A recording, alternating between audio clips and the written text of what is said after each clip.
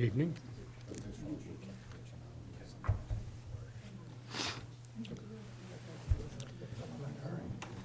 Good evening, everyone. The hour of 6:30 PM having arrived, I will call to order this regular meeting of the Planning Board. This meeting is being broadcast live on the City of Keene YouTube channel. The video is also streaming on the city's website and is posted on the website by the end of the next business day, barring any technical difficulties. Anyone wishing to view a copy of the agenda and supporting materials will find it on the city website. To receive electronic copies of future agenda packets, please go to the homepage and subscribe to the city meetings email list. The public and other board members will be recognized to ask questions and make comments on the agenda item under discussion. After being recognized, all remarks are to be made through the chair. Will the staff please conduct the roll? Harold Farrington, Here. Roberta Mastrogiovanni, Mayor Jay Khan, Present. Councilor Mike Present. Remy, Here. Sarah Vizani, Here. Ryan Clancy, Here. Kenneth Cost, Here. Armando Rangel, Here. and for the alternate, Stefan Mayu, Present. Brandon Markelin, Here. Tammy Adams, and Michael Hafer. Here. So I have a question, Mary. Do we have any room for any alternates this evening? Yes, you have one slot available that could be filled. One slot available to the highest bidder.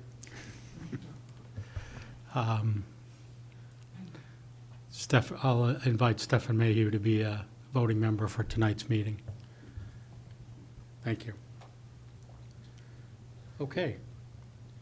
So at this time, we're going to proceed to election of the officers, 3 officers of the planning board: chair, vice chair, and steering committee member.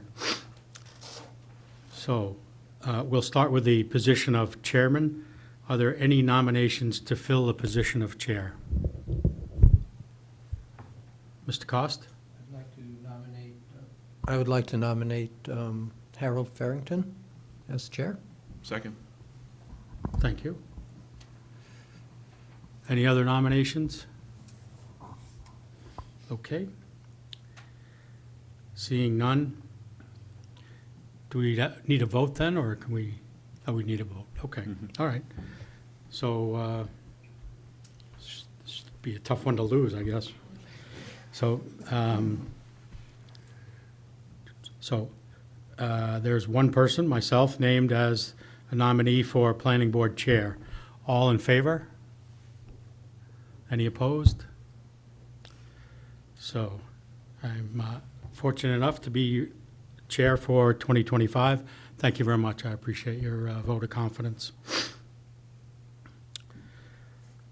Moving on to the position of vice chair. Are there any nominations to fill a position of vice chair? Out of not being here to defend herself, I would nominate Roberta Mastrogiovanni as vice chair. Thank you. I have a second. Second. Thank you, Armando. Any other nominations? Okay.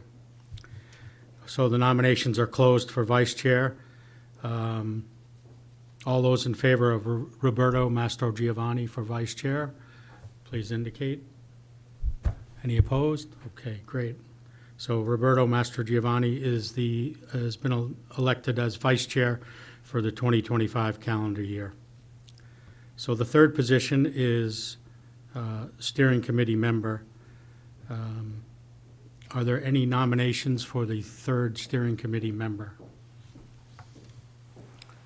I would like to nominate Armando Rangel for that position.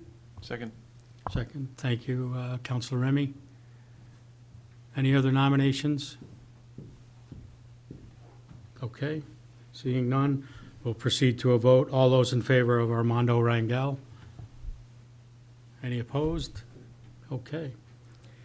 Armando Rangel is selected as the third member of the steering committee. Well, if nothing else, we have continuity. Great, thank you very much. Let's proceed to the minutes of the previous meeting.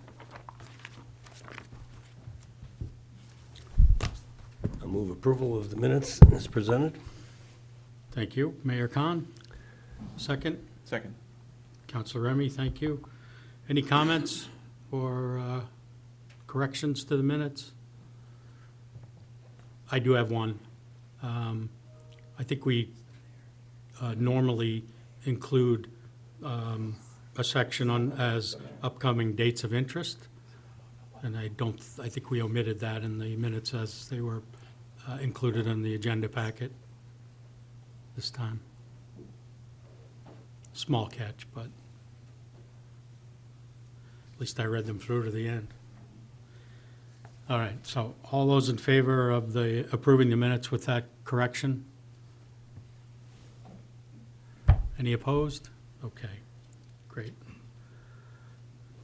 Now let's move on to final vote on conditional approvals. This is a standing agenda item for planning boards, and as a matter of practice, the board will issue a final vote on all conditionally approved plans after all of the conditions precedent have been met. This final vote will be the final approval and will start the 30-day appeal clock. Are there any applications tonight that are ready for a final vote? Thank you, Mr. Chair. Mary Brenner, Senior Planner. There are 2 applications that are ready for a final vote this evening. One that was included in your packet on the memo on page 18. Project PB-2024-07, Dinkbee's Gas Station Redevelopment Major Site Plan at 510 Washington Street. So this plan,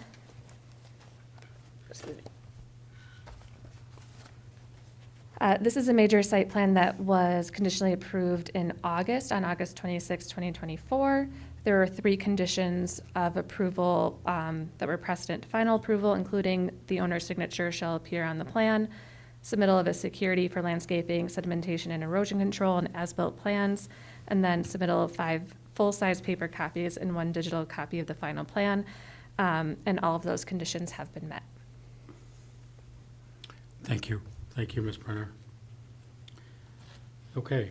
At this time, I'll entertain a motion for a final approval of PB 2024-07. I'll move approval of PB 2024-07.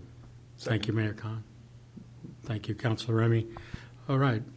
So we now have a motion seconded for final approval for PB 2024-07.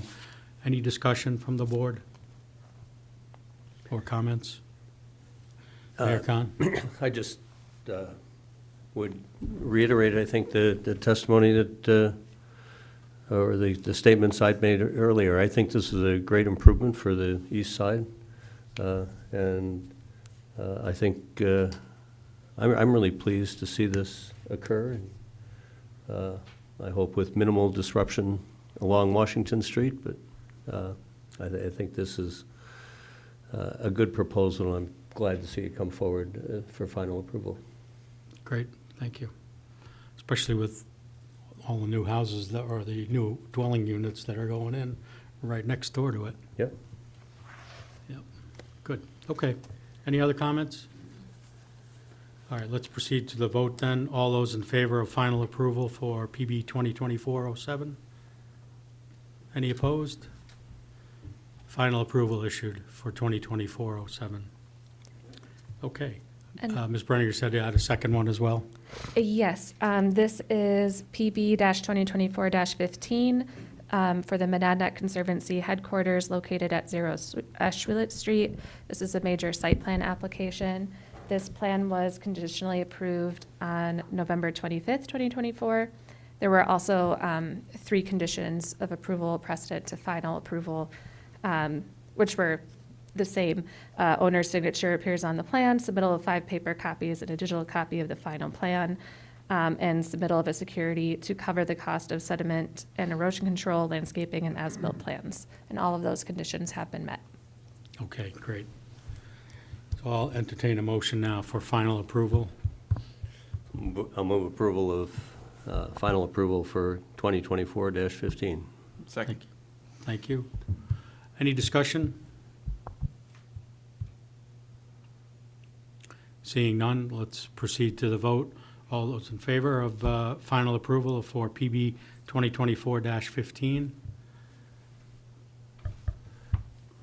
Any opposed? Final approval is issued for 2024-15. Thank you, Ms. Brenner.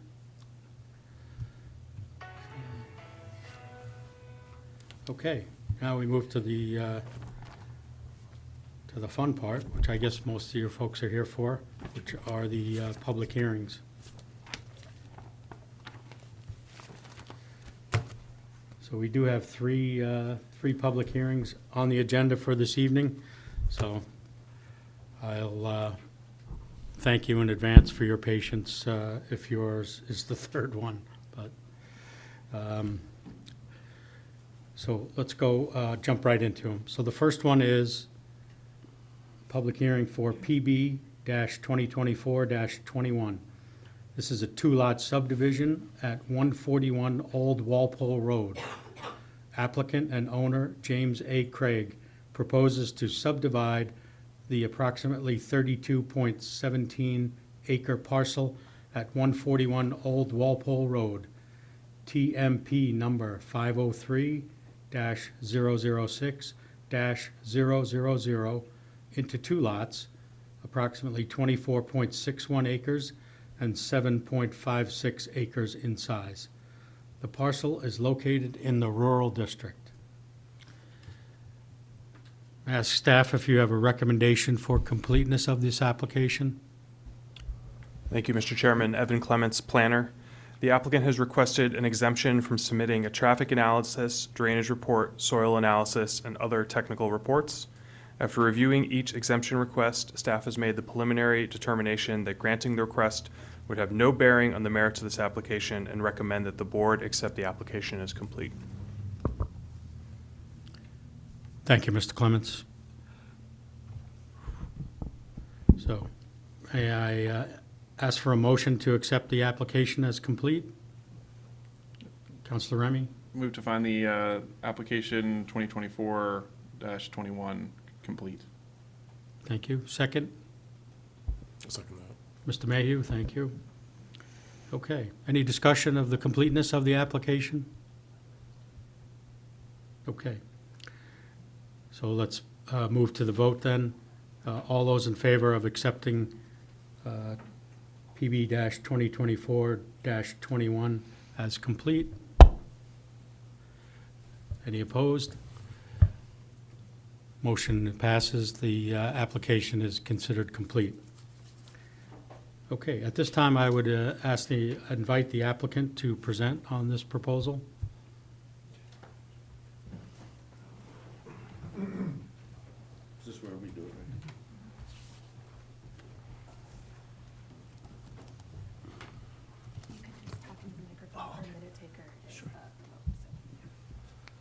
Thank you. Good evening.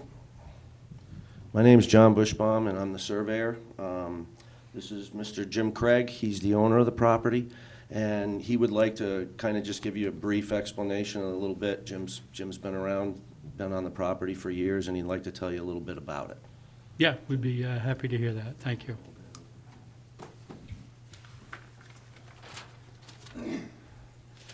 Good evening. My name is Jim Craig, and I'm the owner of the property at 141 Old Walpole Road, and I'm here with my wife, Debbie. And just give you a little bit of history about this property. I purchased this property 48 years ago from the Smith family who owned it, and they were farmers and so forth. But unfortunately, they were getting along in age, so they had to subdivide the land and so forth and so on. And unfortunately, 48 years later, I'm in the same position that they were in. Prior to me buying this land, the land in 1971, they had subdivided into 4 lots. And they had made it a financial agreement with a contractor to have it developed. And in the section right here that we're talking about subdividing here, right here was a sign that said the future home of the Baptist Church. And that's what was going to go on here. And then they were going to try to sell off some of the land along here and so forth and so on. But the contractor ran into a lot of shady things and so forth, so the Smiths had to have a foreclosure. And unfortunately for them, they had to go through the process again, and I happened to see it at that time, so I entered it. And I had to wait about 6 weeks because I think you had to post it in the newspapers about the foreclosure and so forth and so on. So I ended up buying this whole set of property in this area, with the exception of the farmhouse. The farmhouse here was originally here. The barn used to be across the street, but the Smiths maintained living in there for a short period of time until they passed away. And now the present owners, as some of you may know, is Dave Bergeron and Kim Bergeron. They bought this a number of years ago, and they really did a great job restoring the farmhouse and so forth. I built a house up here, right up here, and this is where I've been up there for 40 some odd years. I've maintained this property the best that I can. I kind of look at it as not just being the owner, but more or less the caretaker of this property. Spent a lot of time maintaining it. But it's getting more difficult doing that as the time gone on. So my wife and I have sat down and said, you know, we can't own this for another 48 years. We got to do something about it. So one thing that we thought about was, let's subdivide this land over here that was originally intended to be developed. And this right up in this area here, about 7.5 acres. Hopefully someone would come along and build a nice house in there like we did 40 some odd years ago. And it would really set in nice in that whole, that whole area. From there, I think some of the neighbors may be a little bit concerned because there's been a lot of surveying going on in the whole area. And the reason for that is about 8 years ago, the city had advised me that I don't have 38 plus acres, I have 5 acres less. So I wasn't sure where the 5 acres went. I didn't know if one of the neighbors had stolen it or whatever had happened, but come to find out, they had contracted with did some aerial CPS work and so forth, and they determined that there was only 33 acres. So I said, well, I got to go check this out. So I get my 100-foot tape measure out and so forth and so on. And I look at the maps that the city had and the deed that I had, and come to find out that when the Smiths finally redeveloped this and so forth, they had contracted with an architectural firm and an engineering firm and not a licensed surveyor. So I did some remeasurements and I found big discrepancies right down in this area here, some along here and some along here. And I basically agreed the city is right with their consulting firm. So I asked them, are they going to change the maps and I'll change the deed? And they basically said, no, you're going to have it done by a professional surveyor.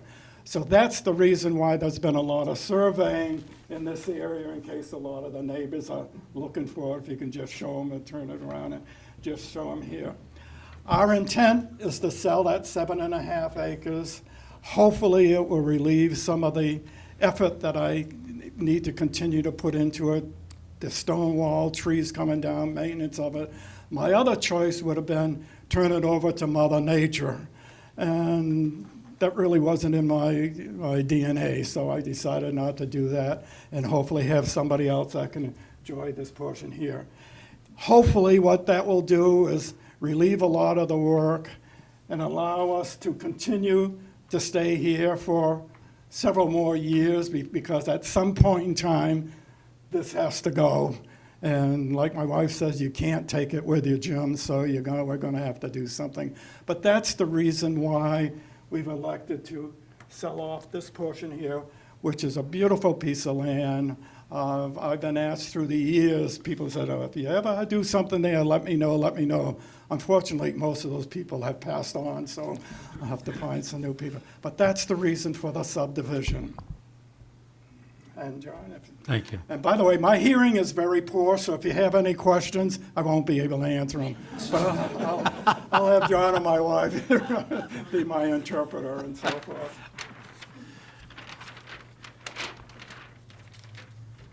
Thank you.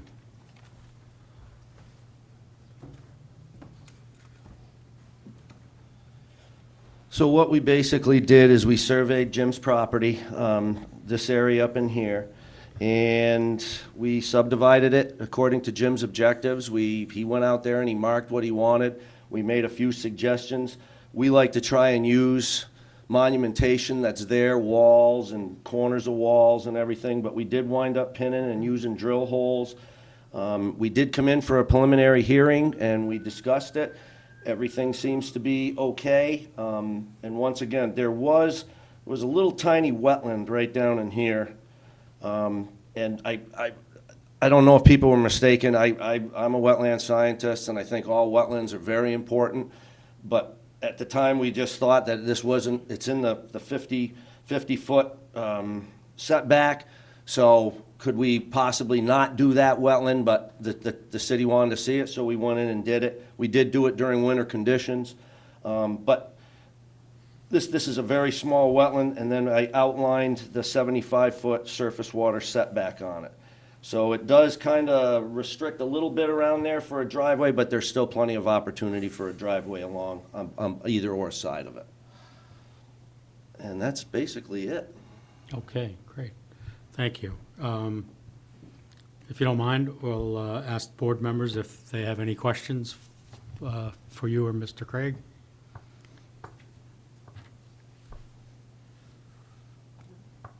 No questions at this time. Thank you. Thank you. So at this time, I'll invite staff for their comments.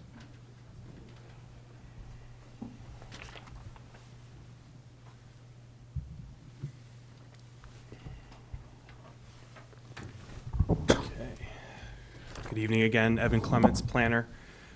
So as previously discussed, the parent parcel is an existing roughly 32-acre parcel on Old Walpole Road. It's located on the north side of the road, directly adjacent to a low-density residential zoning district and the Hilltop Drive intersection.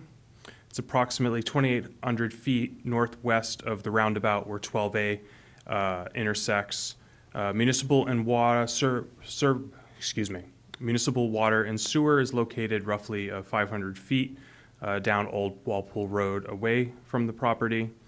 And there are some notable existing features on the site, including an old private road, Aaron Reed Road, that runs from Old Walpole all the way through to the rear, and then as well as a very quintessential New England network of old stone walls as well.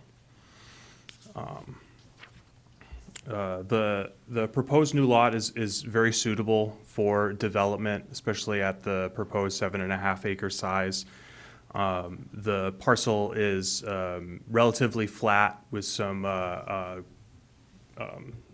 call it grasslands with some copses of trees, gently sloping fields, and as Mr. Cred said, very well maintained by him currently. Staff does not believe that this proposed development is scattered or premature. Old Walpole Road is a very accessible throughway in this part of the city, and like I said earlier, it is surrounded by low density to the east with municipal services nearby. In regards to the preservation of existing features, the applicant has stated that Lot 1 itself is there are multiple areas within the lot for a small-scale residential development, something appropriate for the rural zoning district that would allow for the placement of some form of residential dwelling while not overly impacting the rural nature of the lot itself. Monumentation, as the applicant stated, is proposed and will be reviewed by the city engineer, and that's recommended as a condition of approval. The property is not located with any special flood hazard area. And the applicant states in their narrative that in regards to fire protection and water supply, there is a municipal fire hydrant approximately 50 feet from the parent parcel, and the fire department had no issues with this proposal to respond if necessary.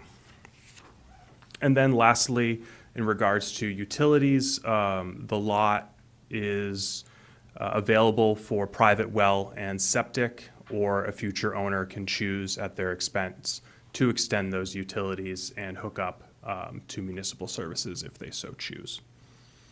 The only thing I have left is the recommendations, the conditions of approval.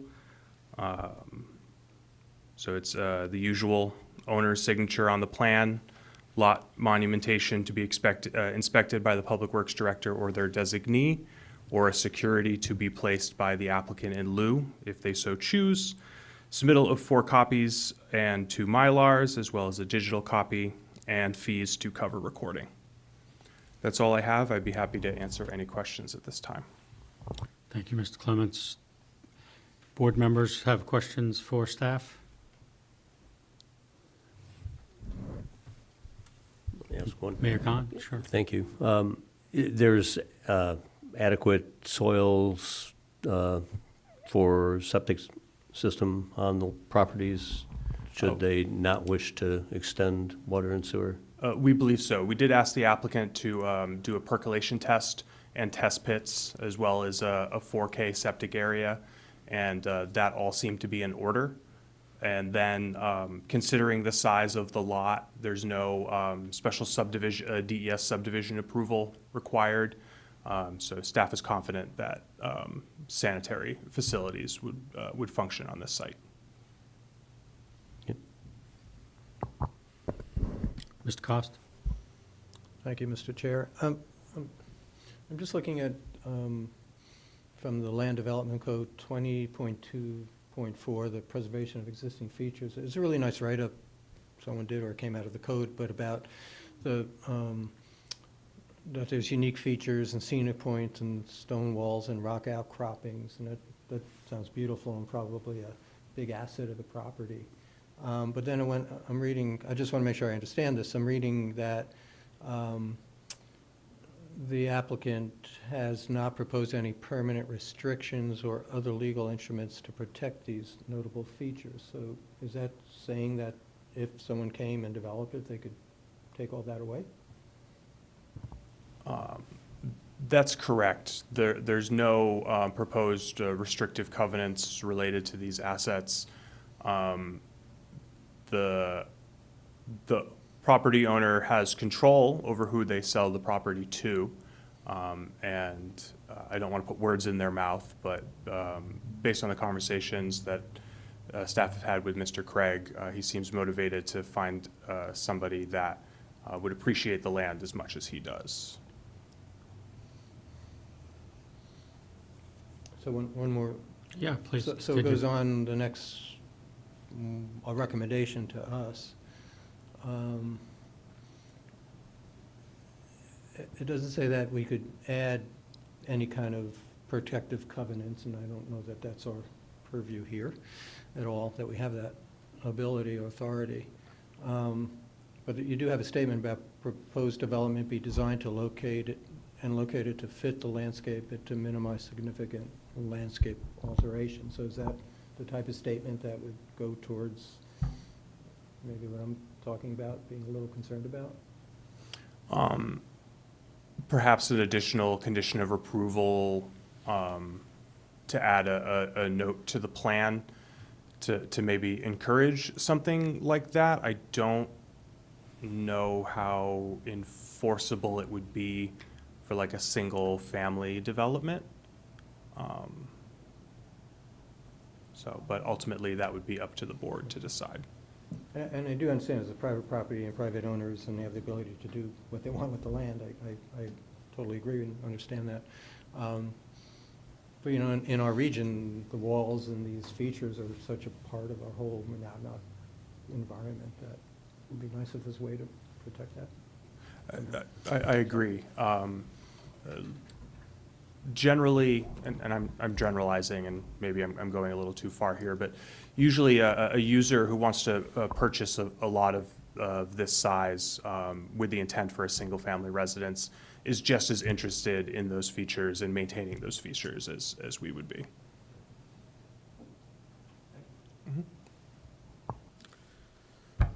There is no restriction other on the, on a hypothetical new buyer of this plot, though. They could conceivably put 3 homes on this piece of land, or are there other frontage and other restrictions in your review that would limit that? So hypothetically, the lot could be further subdivided. The lot, if water and sewer was run up, the lot would also be eligible for a cottage court development, which would definitely increase the quantity of development on the lot. Okay.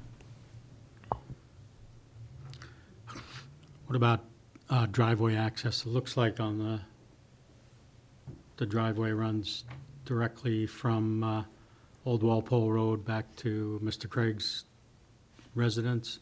Is any idea if that's going to be used for a new property? The intent is to have the end user come in for a street access permit for a new driveway. New driveway, okay. A shared driveway is not currently proposed with this application. With the combined almost 900-ish feet of frontage, excluding the Bergeron property, it's a relatively straight part of Old Walpole Road. I would be surprised if there would be sightline issues, which will be analyzed when they come in for a street access permit. So a shared driveway, like I said, is not currently proposed. Okay, thank you. Any other questions from the board? Mayor Khan? Yeah, I'm wanting to understand where that street, the old street, abandoned street is. Is that what is between the Bergeron property? Is it in the middle of the property? My understanding is the Craig residence uses it as their driveway, and then it continues north beyond where their driveway turns off to access the residence. So it I don't know is how. sort of delineated on the plat Yeah. to be in the middle of the properties, Ms. Brenner? not on one end, right? Yeah, so it runs in the middle, and you can actually see on the plan, it's outlined by stone walls. So it's pretty clear on the subdivision plan. So the stone wall is, if I'm reading it correctly, it's on both sides of that road? Yep, Okay. the stone walls sort of line both sides of the Okay. historic private road.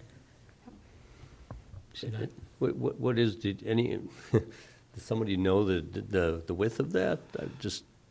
It looks like there's great opportunity here for the property to be further developed, which is great. I mean, that the property has features that lend itself to owner preference.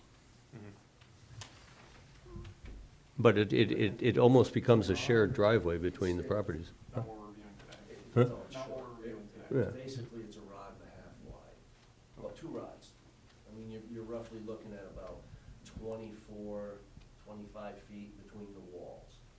That's it. Some places it's a little shorter as you go up the road a little bit. So just for the minute taker, they just said it was about 24 to 25 feet wide. Okay, Great. good. Thank you. Any other questions for Mr. Clements? Okay. Thank you, Mr. Clements, appreciate it. So in a moment, I'm going to invite members of the public to come forward to the table or the microphone standing up. And when you do, just please state your name and your address. But before we do that, may I just see a little show of hands for who would like to make a comment about this application?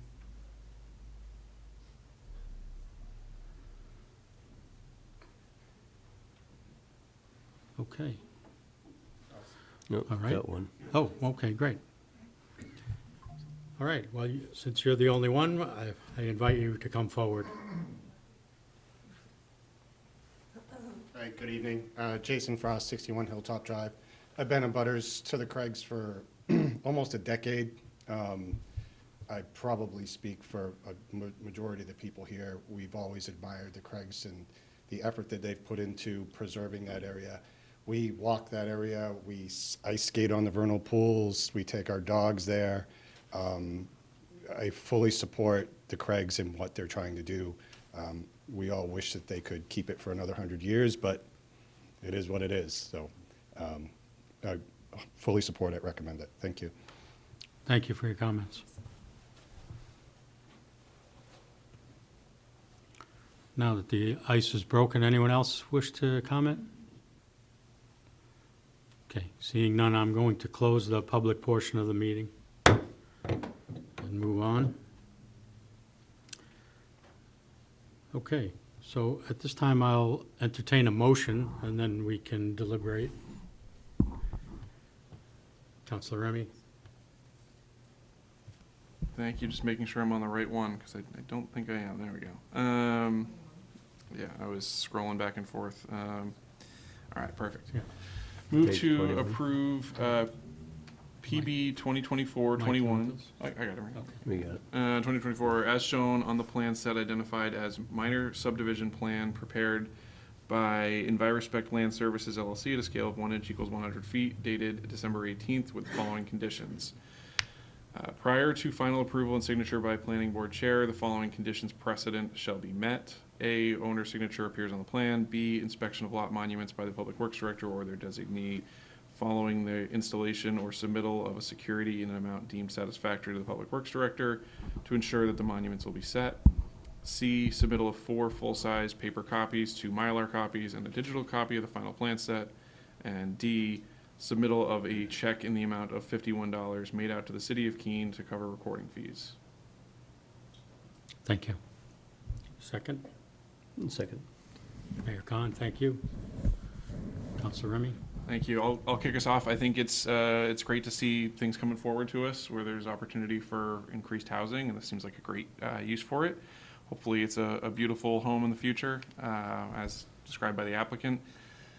I don't think there's regional impact, just to comment and check that box. I think we're okay on the fact that there's not, going to impact Swansea. But I think this is a great plan overall, and I wish them success on finding a good future owner. Thank you. Ms. Fasano?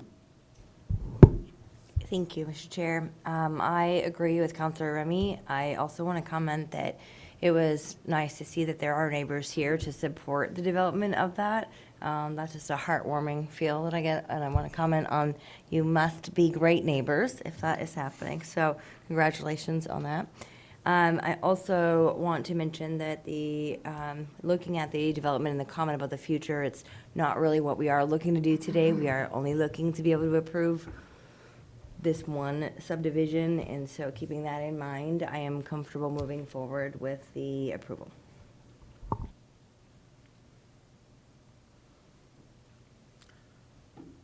Any other comments?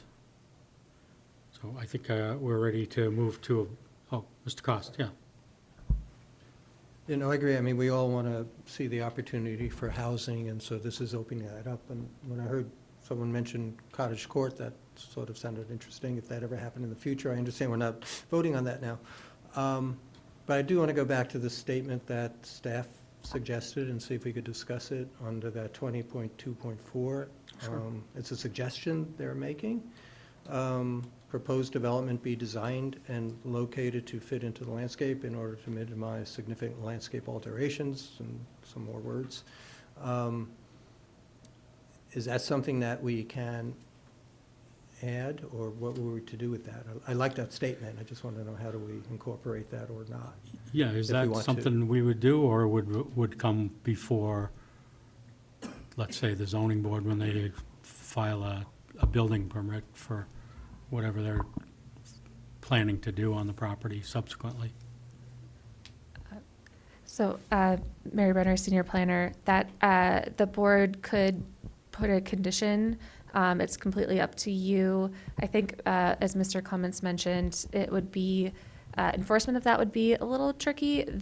Once this is subdivided, if someone were to come forward and pull a building permit to build a single-family home, they wouldn't have to go through any sort of approval before a board.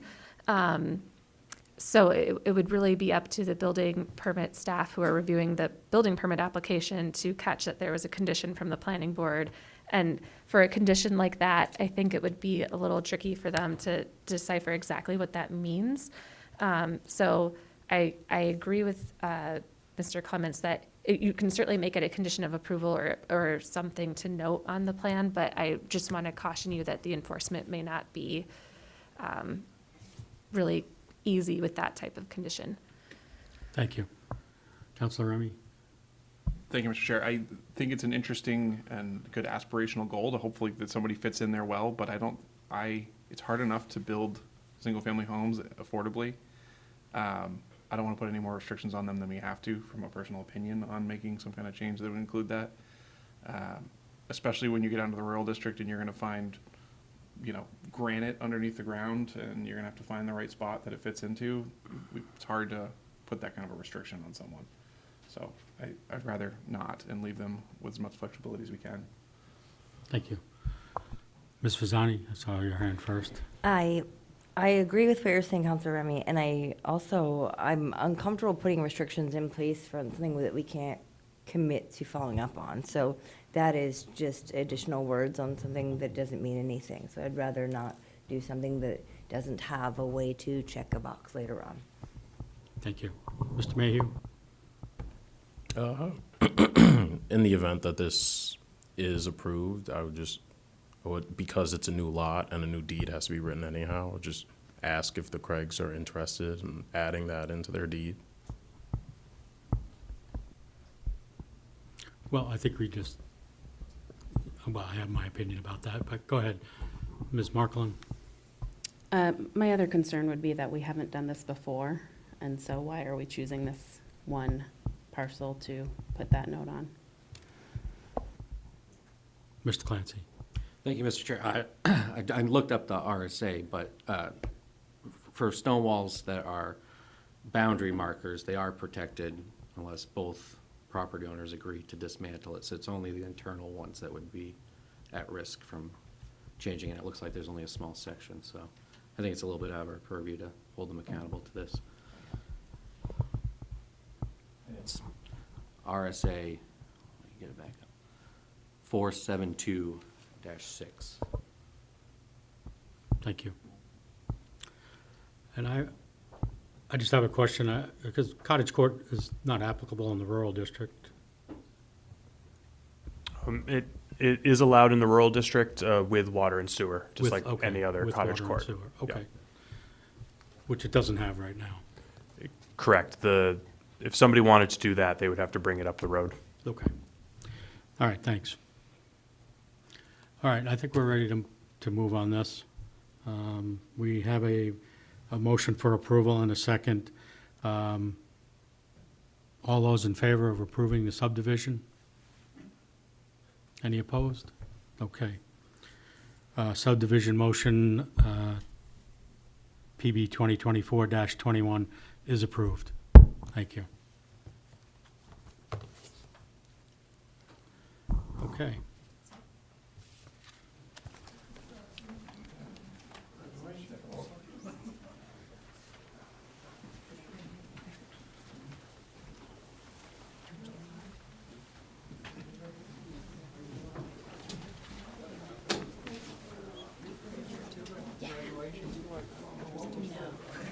Wow.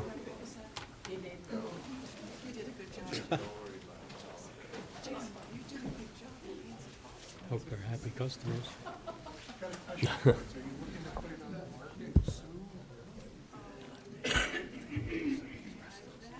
Yeah, yeah. Oh, you remember me? Yeah, you're one of Okay, we're going to move on with the next item, so if you guys are leaving, I would appreciate it if you would hold your conversations until you get to the hallway. Thank you.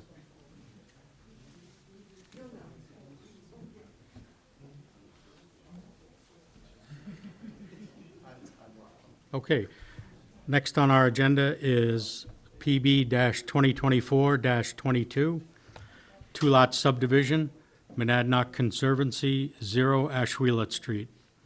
Applicant BCM Environmental and Land Law PLLC, on behalf of owner JRR Properties LLC, proposes to subdivide the approximately 3.53 acre parcel at 0 Ashwellet Street, tax map plat number 567-001-000, into two lots, approximately 2.45 acres and 1.09 acres in size.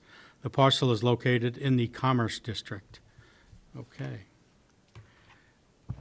So at this time, I would like to ask the staff if they have a recommendation for completeness. Thank you, Mr. Chairman. Evan Clements, planner. The applicant has requested an exemption from submitting a traffic study, drainage report, soil analysis, and other technical reports.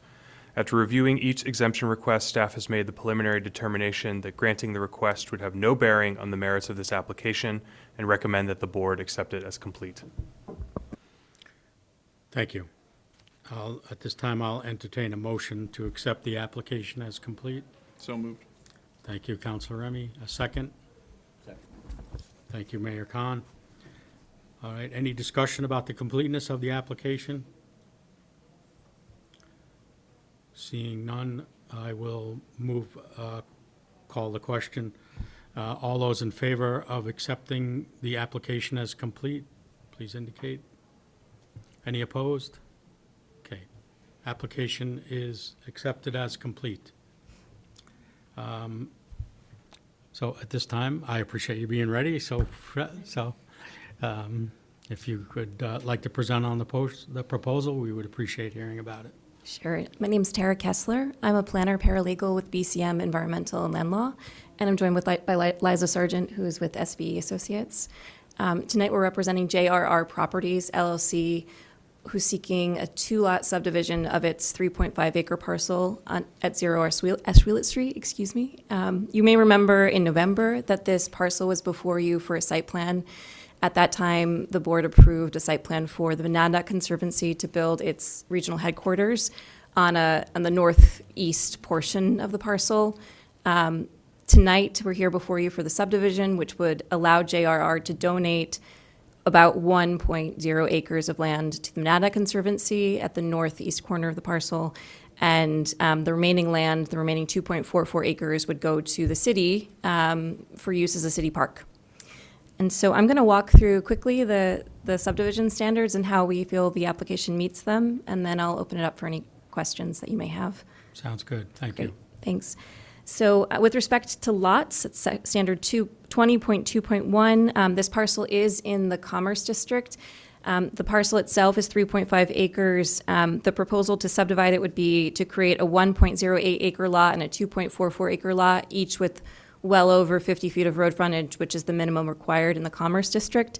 And the minimum lot size required in the Commerce District is 15,000 square feet. So we feel that we meet that standard. With respect to character of land, the parcel is a very flat piece of land. It's currently undeveloped. Some of you may remember that it's used to be the overflow parking lot for the Colony Mill. In 2022, I believe, it was converted over to just turf and grass. And it doesn't have any surface waters or wetland, although it is near the Ashwellet River. And the majority of it is in the 100-year floodplain. So your board did review the development that the Monadnock Conservancy is proposing, and you may remember that a floodplain development permit would be required to develop on this site. We have submitted a floodplain development permit. It hasn't been issued yet, but I believe it's just waiting on one or two items. An alteration of terrain permit has been issued for the development that would happen on the Monadnock Conservancy parcel. floodplain compensation is required for any development in the floodplain, and our applicant has proposed, or the Monadnock Conservancy has proposed a compensation area that's going to span some of the Conservancy's parcel, the 1.08 acre parcel, and some of the city parcel. As such, there's going to be easements that are needed for the Conservancy to maintain their flood storage on the city land. We understand, and you'll see in your packet, that there is a recommendation from staff that documentation of the easements would be a required condition of approval, and we understand that, and we're prepared to submit plans that show where those easement boundaries will be, and also the legal language that's crafted for each of the easement areas. With another respect to character of land, the lot is located, it is, well, I guess it's related to whether this is scattered or premature development, and also character of land. The lot's located on Ashwillet Street, which is a fairly well-traveled road. There's access to sewer and water on Ashwillet Street. It's in proximity to existing fire hydrants. It's about a half-mile away from the fire station. So we feel like we meet the standards for scattered, it's not scattered and premature development, and that the land is suitable for development, pending a floodplain permit, of course. There is something interesting about the site, is there is a city storm drain that runs through what will be primarily the city-owned parcel. And the city is working with Monadnock Conservancy to remove that existing storm drain and replace it with a riparian swale. And that riparian swale will be part of the compensation area for floodplain that is required for the development. And there'll be, again, easements needed for the city, the city to access any storm drain that's on the Monadnock Conservancy's parcel. And then I guess with respect to preservation of existing features, aside from that storm drain, there are no significant existing features on the parcel that would warrant preservation. And I believe I've addressed the other subdivision standards. With respect to the site development standards, the board did a pretty thorough review of the proposed development on the site in November. I think the only others to note with respect to the subdivision aspect of this project would be that there is municipal sewer and water available. There are no wetlands or surface water that would be impacted, and to our knowledge, there are no known hazardous or toxic materials. So with that, I'm happy to entertain any questions that you might have. Thank you. So, board members have questions for the applicant? Mayor Khan? Yes, thank you, Mr. Chairman. Thank you, Mr. Chairman. This subdivision and the plan for gifting a portion of the property to the city, we can approve the subdivision, but because the way that this application assumes a partnership with the city on in a number of ways. I guess I just want to understand, I'm going to ask the staff what the process will be to accept that gift, because I don't think in this application there's any assumption that acceptance is presumed to be approved as a result of this subdivision, right? That's correct. At the moment, JRR Properties is the owner of the parcel until they officially donate the land to the Monadnock Conservancy and the city. It would remain owned. So if you approve the subdivision tonight, the two lots would remain under the ownership of JRR Properties until they donate the land. Or transact in whatever manner. I believe there is an agreement that's been in the works between the city and JR Properties for the donation of the 2.44 acre parcel, and a contingency of that agreement is this subdivision tonight. Say that again? A contingency or a condition of, or one of the requirements of this agreement between JR Properties and the city for the donation of the land is this subdivision. Is approved, okay. Because until it's subdivided, It can't be donated can't- until it's, we yeah. can't Mhm. So this get has to into come that. first, and then the access agreement, or the donation, or the agreement between the city and JR Properties can be finalized. Okay. Because the mayor was kind of asking for the opposite, right, to have the agreement with the city, but I understand where you're coming from. No, I think it's much clearer to have this be considered as a subdivision independent of that agreement. I think that agreement is complicated and needs its own approval process. And it makes, I think if we introduce that here, we're making assumptions about the use of the land in the future, and that's what I want to avoid. Counselor Remy? Thank you, Mr. Chair. To your point, I think we have to go into this with the assumption that both parcels are owned by the existing owner. Theoretically, if one was successfully donated to Medina Conservancy and the city was for some reason to reject the donation of the other side, or that fell apart, it would still be owned by JRR, and it would be a commercial lot with the easements on it that are part of this process. So it could be used for whatever fits within that. Mr. Chair, if I could note, Yeah, please. our client JR Properties, really their primary interest with respect to the 2.4 acre parcel is that it be used as a city park. And so if for some reason the city were to reject the donation, if there's a question about what type of development would occur there, our client doesn't have anything else intended for that lot at this time. Just more to say, for the purposes of the subdivision, we have to assume neutral, and we don't know who that is and who they were doing or sell to. But to your point, the intent is clear of what they want to do. Yeah, correct. Intent is clear, but we can't presume it. Yeah. So, thank you. Okay. Any other questions for the applicant? Okay. Thank you Thank very you. much. At this time, I'll invite staff to provide their comments on this proposal.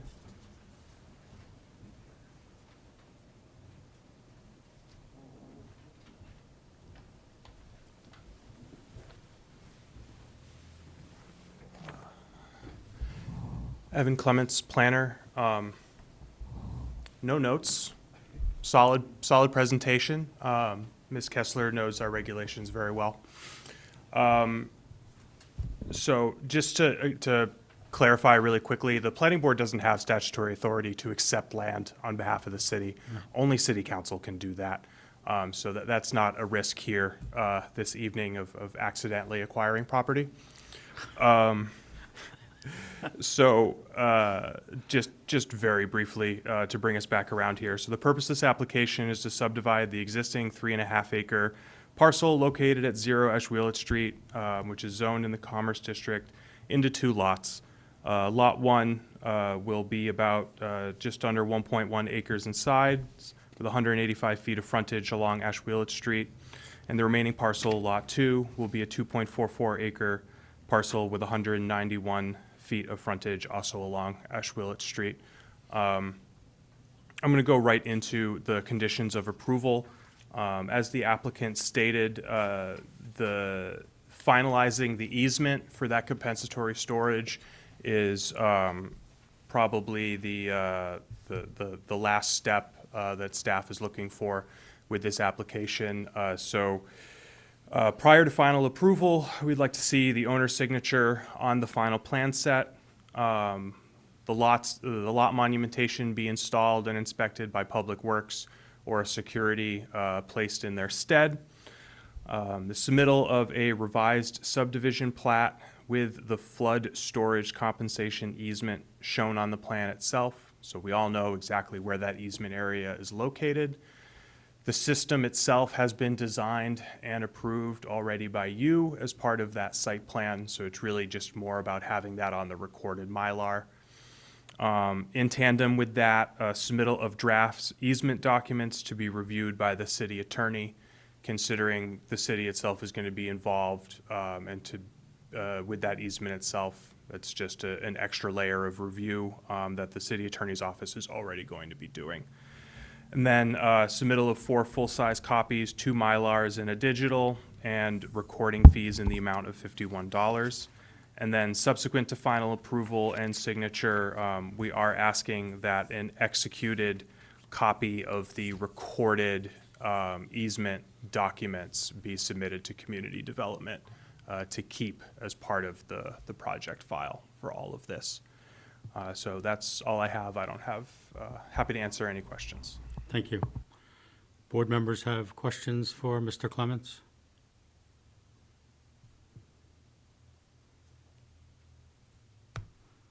Thank you. Okay.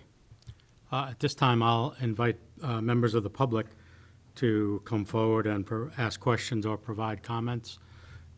Again, may I get a show of hands of who's interested in commenting on this? All right, sir, please come forward. State your name.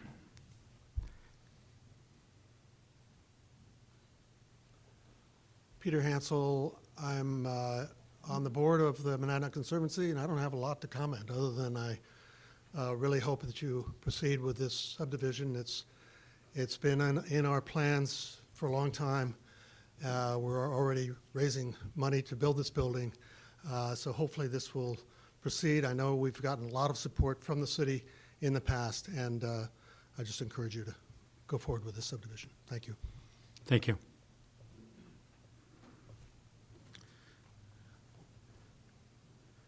Anyone else? Good. Okay, so at this time, I will close the public portion of this hearing. I don't know if I can deal with all this positivity in one night. It's good. Okay, so at this time, I'll entertain a motion. I'll move approval of PB 2024-22 as shown on the plan set identified. Can you turn on your microphone, please? Yes, sorry about that. Approve PB 2024-22 as shown on the plan set identified as two-lot subdivision land of JRR Properties LLC, prepared by Huntley Survey and Design PLLC at a scale of 1 inch equals 30 feet, dated October 31, 2024, and last revised January 8th, 2025, with the following conditions. 1, prior to final approval and signature by the planning board chair, the following conditions precedent shall be met. A, owner's signature appears on the plan. B, inspection of lot monuments by the Public Works Director or their designee following their installation, or the submittal of a security in an amount deemed satisfactory to the Public Works Director to ensure that the monuments will be set. C, submittal of a revised subdivision plat with the proposed flood storage compensation easement shown on the plan. D, submittal of a draft easement document for review by the city attorney. E, submittal of 4 full-size paper copies, 2 Mylar copies, and a digital copy of the final plan set. F, submittal of a check in the amount of $51 made out to the city of Keene to cover recording fees. And 2, subsequent to final approval and signature by the planning board chair, the following conditions shall be met. A, prior to the issuance of a building permit for new construction, a copy of the executed and recorded easement documents shall be submitted to the Community Development Department. Thank you. Second? Second. Thank you, Councilor Remy. Okay. Councilor Remy. Thank you. Just quick comments. I don't think there's regional impact to this, to check that box. The overall, I think it's a good application for it. I think there's a lot of complications around how that easement works. Not within our scope tonight, but as somebody will vote on the sale of it, I think hopefully we can keep that cost net neutral for the city on the maintenance of that easement.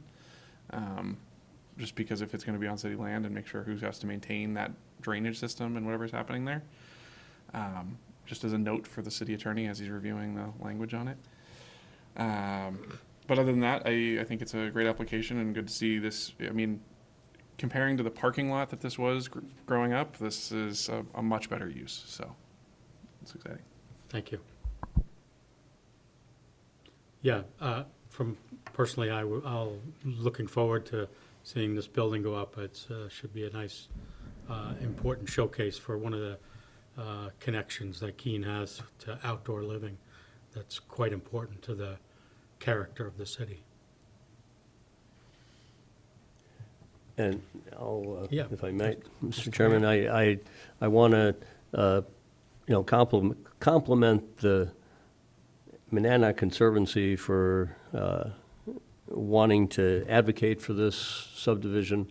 I think there's a role that we want to assure is continued by the Conservancy, that it's carried out in the city, I think is an asset to the city. And I look forward, as you have stated, to see the improvements on this property. I will just clarify my reservations, as I've sort of done a couple of times, that the conditions of this to restrict the uses of the land are of concern to me, but that we can deal with in another way at another time. And I'll look forward to seeing how that works its way forward. Thank you. Other comments? All right, let's move to the vote. All those in favor of approval of PB-2024-22, please indicate. Any opposed? Subdivision is approved. Thank you.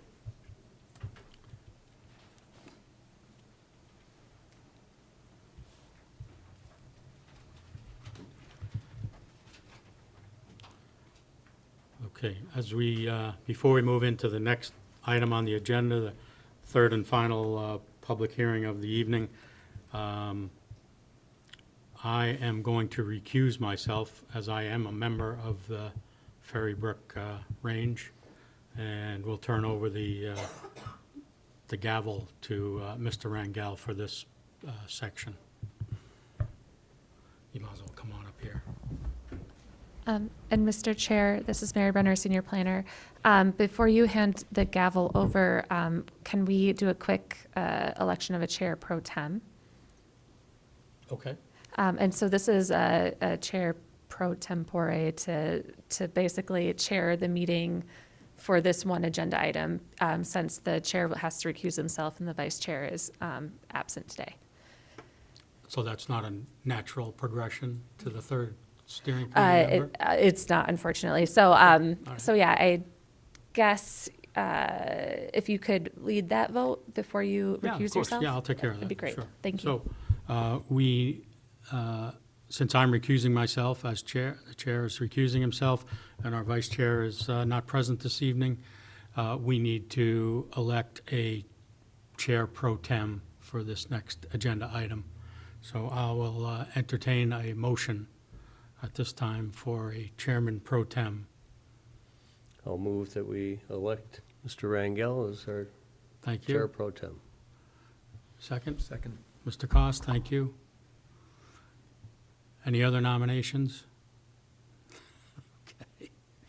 All right, so let's move to a vote then. All those in favor of Mr. Rangel as chairman pro tem for the next item, on the agenda, please indicate. Any opposed? Okay. Mr. Rangel. It's all yours, Armando. I will, yeah, come on up here. I have to go sit in the audience.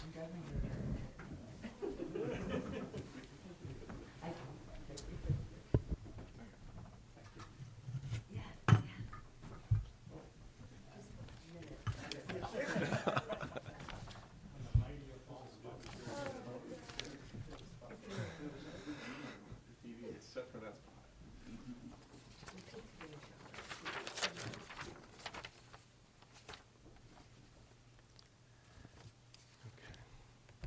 Did you know this was happening? Just barely. Sorry, okay. All right. The next item on the agenda is PB-2024-23, Major Site Plan and Surface Water CUP, Shooting Range, 19 Ferrybrook Road. Applicant SVE Associates, on behalf of owner Cheshire County Shooting Sports Education Foundation, Inc., proposes to modify the approved site plan for the shooting range at 19 Ferrybrook Road, TMP number 214-021-000, to include a gravel shooting berm and an area of constructed wetlands on the southern portion of the site. A surface water protection conditional use permit is requested to allow the berm and other existing site features to be located within the 75-foot surface water buffer. The parcel is 55 acres in size and is located in the rural district. Does staff have recommendation for completeness of the application? Thank you, Mr. Chair. This is Megan Fortson, planner. The applicant has requested exemptions from submitting a landscaping plan, lighting plan, elevations, traffic analysis, historic evaluation, screening analysis, and architectural and visual appearance analysis. After reviewing each request, staff have made the preliminary determination that granting the requested exemptions would have no bearing on the merits of the application and recommends that the board accept the application as complete. Do we have a motion to accept this application as complete? So moved. A second? I'll second that. Thank you. All right, we have a motion and a second. All those in favor? All right, the motion is accepted as complete. At this time, I'd like to invite the applicant to present on the proposal.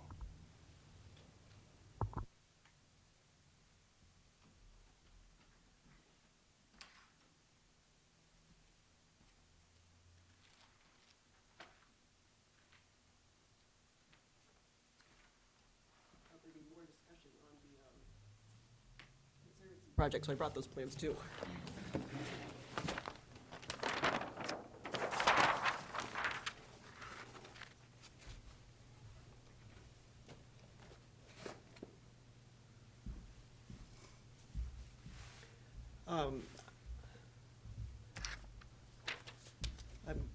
Is this on? I'm Liza Sargent from SVE Associates, representing the Cheshire County Shooting Sports Education Foundation. As part of their site plan approval in 2020, they put the new indoor range. And when staff went to do a review of the site, found a number of items that needed to be addressed. One being this berm was not shown on that approved plan. That berm was constructed a number of years ago. As part of this approval, we located the berm, which is used as a shooting range, and we had our certified wetland scientists come and delineate wetlands. And during that, we realized that the 75-foot buffer, wetland buffer, includes part of that existing shooting range.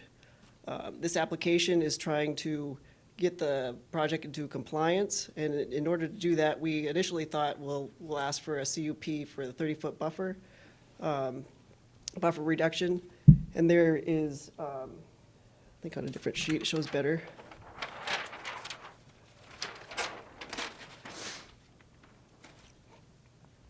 The area of impact within what would have been the 30-foot buffer is approximately 1,227 square feet. So we thought we'd propose a constructed wetland in this location about double that size of 2,785 square feet. But talking with planning board staff, the berm structure, they thought we didn't need to reduce it to the 30-foot buffer. We could maintain that 75-foot and just request that the berm be maintained within that. And as part of that approval, still constructing this wetland. The other item that we're requesting are outlet for the drainage structure to treat the runoff from the indoor shooting range. It was initially approved on this side. We'd like to put it on this side.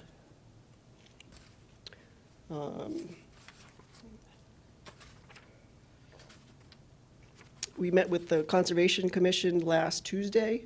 They had several recommendations on pollinator mix for vegetating the berm, as well as some conditions regarding the plantings in the constructed wetland. Happy to entertain any questions. Councilor Remy? Thank you, Mr. Chair. For extreme clarity, I think you said this, but so a lot of this already is pre-existing. What are the changes from current state for like actual things that need to change on the site? It's the constructed wetland because the berm's in place, right? Correct. Just, we were proposing to construct this wetland to offset the Yeah. impacts from the berm that's been there for a number of years. So this is just to bring it into compliance. This isn't like, hey, we're gonna go build a berm or change the berm or do, okay. Nope. So that's I just want to make sure it's clear for everybody that that's, all of this is existing and, except for that wetland to make it a little bit better. Structure in between. We don't have the wetland. And the drainage, right? The other structure that's not constructed yet is the emergency overflow. So that is, it was proposed on this side, but we want to put it on this side. Oh, and the existing topsoil pile is here, and there's some boulders here, and we were trying to remove those from the 75-foot buffer. So those are the items that are proposed. Okay. Thank you. I'm just trying to understand like the deltas from current state and what's gonna really, so that's perfect. Thank you.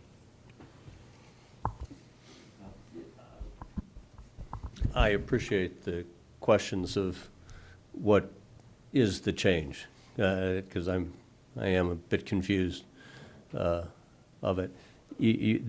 What's moving from one side to the other? I heard a part of that and not the other part. So as part of the approval in 2020 for the indoor shooting range, we have a level spreader stormwater structure that's proposed, and the emergency overflow for that was on this side, but we're proposing to construct it on this side. Okay, again, something that hadn't been constructed yet Correct. and needs to be. And where does that drainage structure then drain to? For the city's 25-year storm, nothing leaves this. So if it was Just a storm percolates in the ground. in the- If it ever went into a larger storm event, that the emergency overflow would flow through this riprap apron and then eventually into the wetland buffer. I gather that's the lower part of the property? Yes. And the berm will remain in place as it is today? That's what we're requesting, just Uh, we need to make sure that there's good vegetation growing on it. Has there been a shooting range targets in the berm that allow for, that neighbors have experienced whatever the condition is going to be? There's no change? Correct, and I'm gonna have to- one of the gun club members speak to the shooting portion of the facility.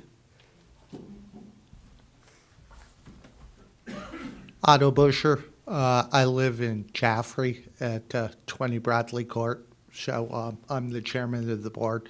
Ferrybrook Range has been there 100 years. We've been shooting for 100 years.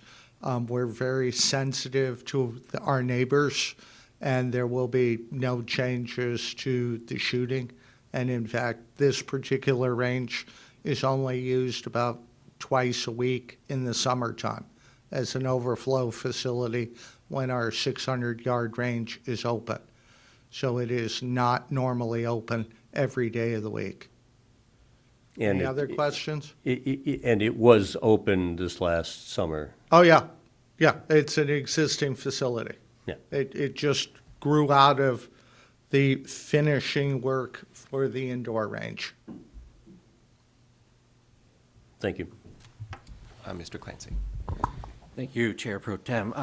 About what, I've been trying to figure out what direction are people shooting and how close to the road is this berm? And what would the closest parking lot or Well- facility be to this berm? Our road, which is our primary means of egress, is right here, and it's not a public road. The actual road, Ferrybrook Lane, is not even on the paper here. And there's a buffer zone between the shooting range and the road, and we're proposing adding wetlands and more of a buffer. So I'm not sure that answered your question because I wasn't sure what the question was. No, one of the photos that we got, it looked like Ferry Brook Road was right behind this, so, no, that clarifies that. Thank you. Okay. Any other questions? Okay.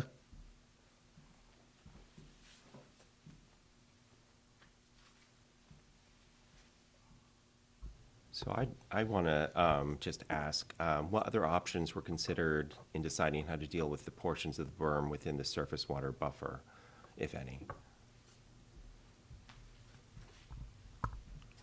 The amount of earth disturbance, if we would propose to remove the berm, would be a lot, would have more negative impacts to wetlands. So we did consider other locations for putting our constructed wetland on the property. Site walk to see where it would be best located, and our wetland scientist decided this would be the best location for it. Thank you.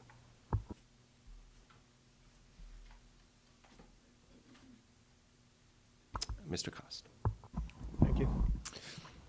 So I just want, so the idea of the constructed wetlands is to basically mitigate the amount of the berm that's going into the buffer. Is that? Correct. And when was the berm built? Do you know when the berm was actually built? Prior to 2020. Did we have at that point the buffer, did we have in place the 75-foot buffer in place when this was built? I can't speak to that. I don't know when the buffer requirement was. Ms. Berner. Thank you, Mr. Chair. So the berm was not present in the 2015 aerial imagery, and the surface water buffer was already in place at that point. So we believe that the berm was built after the surface water protection ordinance was in place. However, I do want to note that the applicants didn't knowingly build something in the buffer without going through the approval process. In fact, they've along the way have been very, ready to work with us to come into compliance. So I just want to make that clear. Okay, thank you.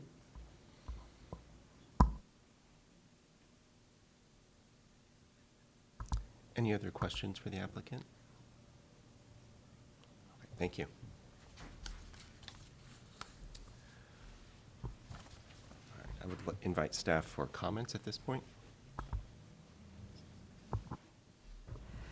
Thank you, Mr. Chair. Mary Brenner, Senior Planner. So Ms. Fortson is going to be going through the staff report tonight, but I first wanted to report out really quickly on the Conservation Commission meeting that was held last week.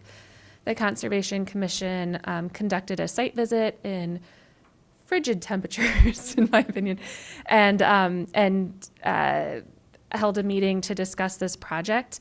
One of the items that staff asked them to weigh in on was, given the fact that this berm has been there for somewhere between 5 to 10 years potentially, whether the commission members felt that keeping the berm there and building constructed wetlands would be a better outcome than requiring the applicant to remove the berm. And they seem to be fully in support of this plan, and did state that they felt that the mitigation was a better approach than asking the applicant to remove the berm, just because it's already constructed, it's already there. And so removing it would actually have more of a negative impact on the wetland system. They did have some comments, which I think the applicant went over, regarding pollinator-friendly plantings. And one of the conditions you'll notice is that staff are recommending is to inspect the landscaping at installation in 1 year later to ensure that it survives, as that was another concern that was raised by the commission, just the longevity of the plantings, and making sure that the area stays clear of invasive plant species. So I just wanted to share the feedback from the Conservation Commission, and I'll turn it over to Ms. Fortson. Thank you, Mr. Chair. Again, this is Megan Fortson, planner. I'm hoping I can shed a little bit of light on this whole process that this property has been through, because there have been quite a few times that the project has come before the board, but it's been over a span of a number of years. So I think some of you might have been on the board when they got their most recent site plan approval back in 2020, and for other newer members, you might never have really seen this site before. But it is a 55-acre parcel, and the southernmost portion of the parcel is located at the intersection of Ferry Brook Road and Sullivan Road. And the northernmost property boundary is right along the Sullivan town line. There are a number of outdoor features on the site related to its use as an outdoor shooting range. So there's a clubhouse, there's an indoor shooting range, a trailer that's used as classroom space, and then you can see towards like the southwestern portion of the parcel is where the shooting range actually is. And if you're looking at aerial imagery, and if you're having trouble identifying it, it's sort of that inverted U shape near where the wooded roads are on the southwestern portion of the parcel. So this property, it's surrounded on all sides by single-family uses and undeveloped parcels. The property first came before the planning board for site plan review in 2013, when they were initially looking to construct a 26,000 square foot indoor shooting range. That approval was pretty quickly followed up with a modification to that approved site plan for the removal of some parking spaces to reduce the total amount of impervious on the site. Unfortunately, that modified approval, which would have been modification number 1, was never acted on. So an updated application was submitted in July of 2020, which is the one some of you may have seen before. That was for the proposed construction of a 3,000 square foot indoor shooting range and some associated site modifications, which included the addition of this large stormwater level spreader that you see on the site plan. That application received, I don't think we had final approval at that point, but they met all of their conditions and the plans were signed by the planning board chair. During site inspections, after the indoor shooting range was constructed, staff noticed quite a few deviations from the approved site plan. For example, city engineering staff visited the site and they were of the opinion that the stormwater level spreader could not function as it was installed. There was also this trailer that was added to the rear of the site that we weren't aware of. And so because of those discrepancies between the plan that was approved in 2020 and us visiting the site, they came back to the planning board and received approval for those site modifications. Part of that approval also, because we had discovered the berm on the site, was that they were going to be removing the portions of the berm from the 75-foot surface water buffer that's required in the rural district. In December of last year, the applicant came to one of our monthly pre-submission meetings and asked what the process would be to allow for the portions of the berm within the 75-foot surface water buffer to remain there. And so that's why they're here today. Under Article 11 of the Land Development Code, which is your surface water protection ordinance, this large berm is considered a structure that is within the buffer. And so the applicant is is requesting that the structure be continued to be allowed to be maintained within the surface water buffer, as well as the few other small site changes, including the installation of the emergency spillway. So I kind of lost my train of thought there. I apologize. So there's about 9,500 square feet total of the berm that is proposed to remain as a permanent site feature within the surface water buffer, and the applicant is proposing to extend the area of existing wetlands that are to the west of the berm, which are sort of right up there, to help offset the impact that the presence of the berm within the surface water buffer may have. I hope that all makes sense. As part of the surface water protection process, there are sort of a few things that you can do. You can get a CUP to allow for a structure to be within the buffer, or you can request a buffer reduction. In this case, we did not feel that a buffer reduction was appropriate for this particular project, it would have reduced the buffer from 75 feet to 30 feet. But that is really only an appropriate process when someone wants to have a prohibited use within the surface water buffer.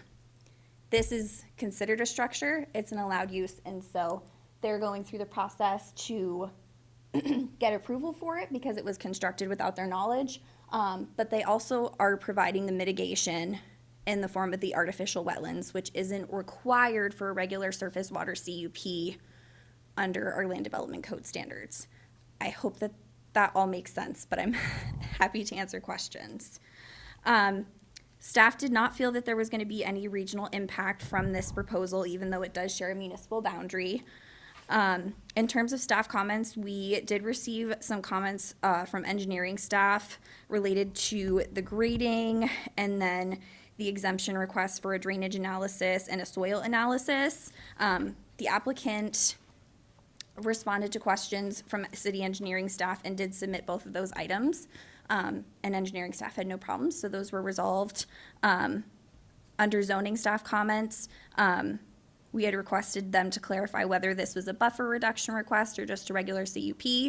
They again have clarified that it's just a regular CUP. I'm going to try to relatively quickly go through the surface water CUP standards and the site development standards. So the actual uses that are being reviewed under the CUP standards are the buffer being located with, or the berm being located within the buffer, and then the installation of the emergency spillway within the buffer, because that's considered a stormwater management piece of infrastructure that's subject to a CUP. In addition, if you look at the aerial imagery, you can see quite a few trails, both shown on the proposed plan and shown in the aerial imagery. These are old wooded trails that actually used to be used to access a dam that's shown in black in one of the aerial images that's included in the staff report. That dam no longer exists, but the trails still are used by the shooting range, which is an allowed use within the surface water buffer. So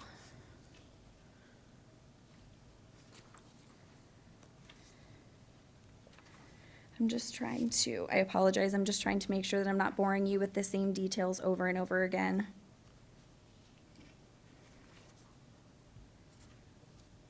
So yeah, I think the biggest points that I had to make are the fact that it's about 9,500 square feet of the berm that's gonna be remaining in the buffer, and then almost 3,000 square feet of artificial wetlands that are proposed to be added. The wetlands are gonna be created by having a wetland scientist do some excavation in the area, which I think is gonna be about 103 cubic yards or cubic square feet. And they're gonna create a series of mounds and pools and then install a variety of plantings. So in terms of the recommended conditions of approval, planning staff are recommending the submittal of a security to cover the cost of that landscaping, as well as the completion of an initial landscaping inspection after the wetlands has been constructed, as well as an inspection after a year, just to ensure that the wetlands is going to thrive, which is also something that the Conservation Commission had requested as part of their review of the project.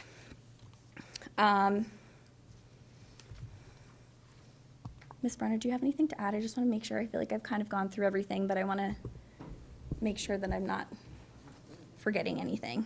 Sure, yeah, I think that covers it pretty well. One thing I did want to note, and maybe the applicant could clarify, is I think at the Conservation Commission meeting, it was noted that the wetland was actually going to be manually constructed by volunteers from the shooting range. So they're putting some sweat equity into this.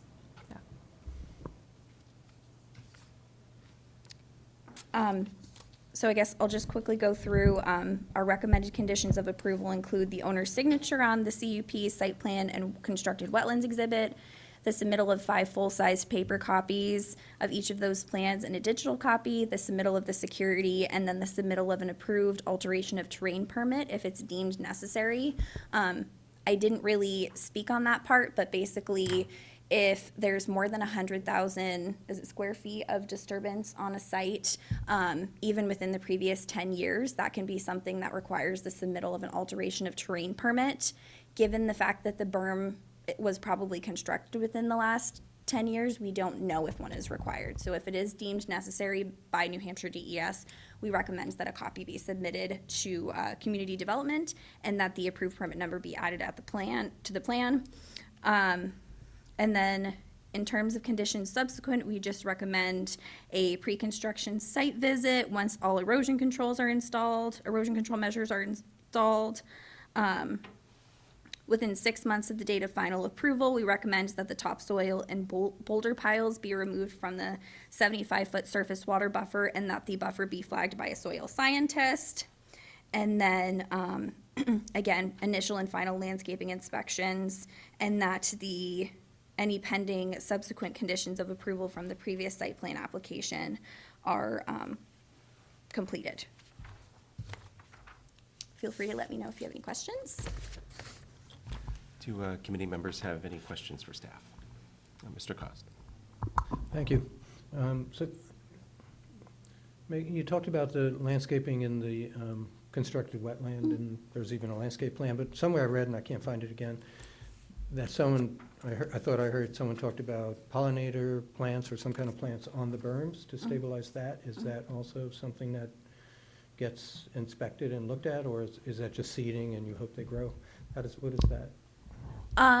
So I would assume that would be something that it would, if they were to install pollinator-friendly species on the berm to stabilize it, that would be something that they would need to include as part of their landscape security that would be submitted. And yeah, we would take a look at the berm during the initial landscaping inspection and then the follow-up just to make sure that it's actually, thriving to stabilize the berm.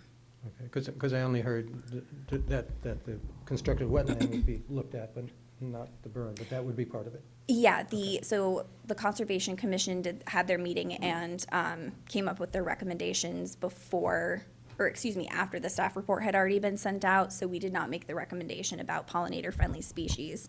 But you certainly could add that to the condition of approval related to the security. Councilor Remy? Thank you, Mr. Chair. There is in one of the recommended motions, there is a comment about basically initial and final inspection of the wetlands and stabilized berm. So you'll hear it in the motions that come out.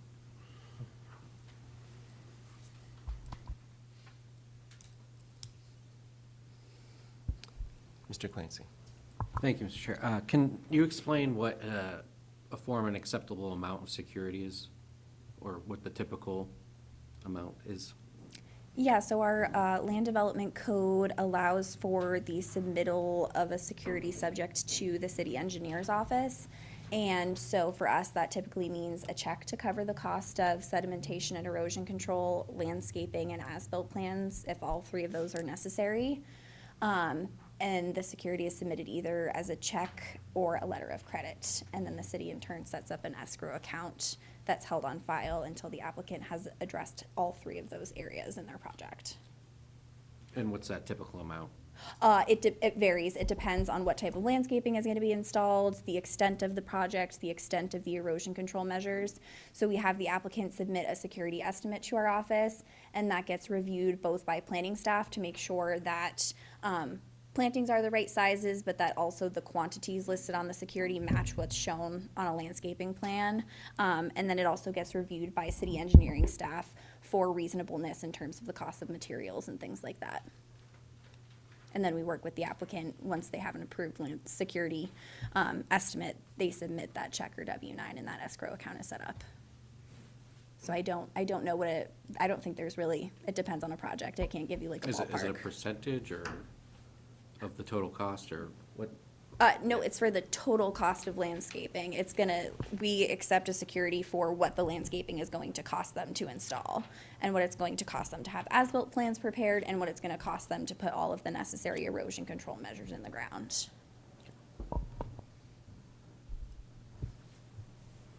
Mr. Mayor? Thank you, Mr. Chairman. So I think I am following, but I'm just going to ask a couple of questions to make sure that I am. Sure. So there's this 9,500 square foot portion in the berm that should have been part of the buffer. Yeah. And to compensate for it is a 2,700 185 square foot area that's to be developed as a wetland.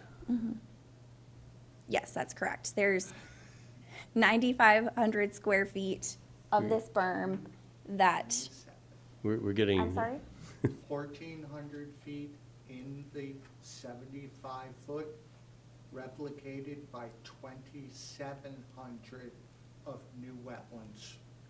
We have 1,400. Would you mind coming to We speak have into the microphone? 1,400, where's that other sheet, the yellow one? We have 1,400 in here, and we're replicating with 27. We don't have 9,000. What I think the discrepancy is there, the 30-foot buffer, that's what we had the 1,227 Yep. Square feet of impact, so we were proposing to double the size of the constructed wetland. When we realized that it would be better to keep the 75-foot buffer, we didn't increase the size of this constructed wetland because that would be cost prohibitive. And DES has a work spreadsheet that describes what mitigation, if this was a wetland permit application, what cost per square foot. So looking at that, the cost to construct something big enough to offset the 95 would have been cost prohibitive, been easier to remove the entire berm out of the 75-foot buffer. And one other comment, the water structure here has not been built yet. You said existing structure. Oh, I apologize. Yeah, we have none yet. Okay. Yes. Does that answer your question? So yeah, there is over 9,000 square feet of impact to the 75-foot surface water buffer. They're not requesting a buffer reduction to 30 feet. So to offset those areas of the berm within the buffer, they're proposing to construct the artificial wetlands. And that's the decision that's in front of us, is to accept that plan with a smaller amount of square footage, but it's also a deeper, with 103 cubic yards of earth being moved. And so that's the compensation for the buffer reduction. It Mr. seems Ch- like we're trading one thing for the other, and I just want to make sure that I'm understanding. I understand the 9,500, that's easy. Yeah. Yeah.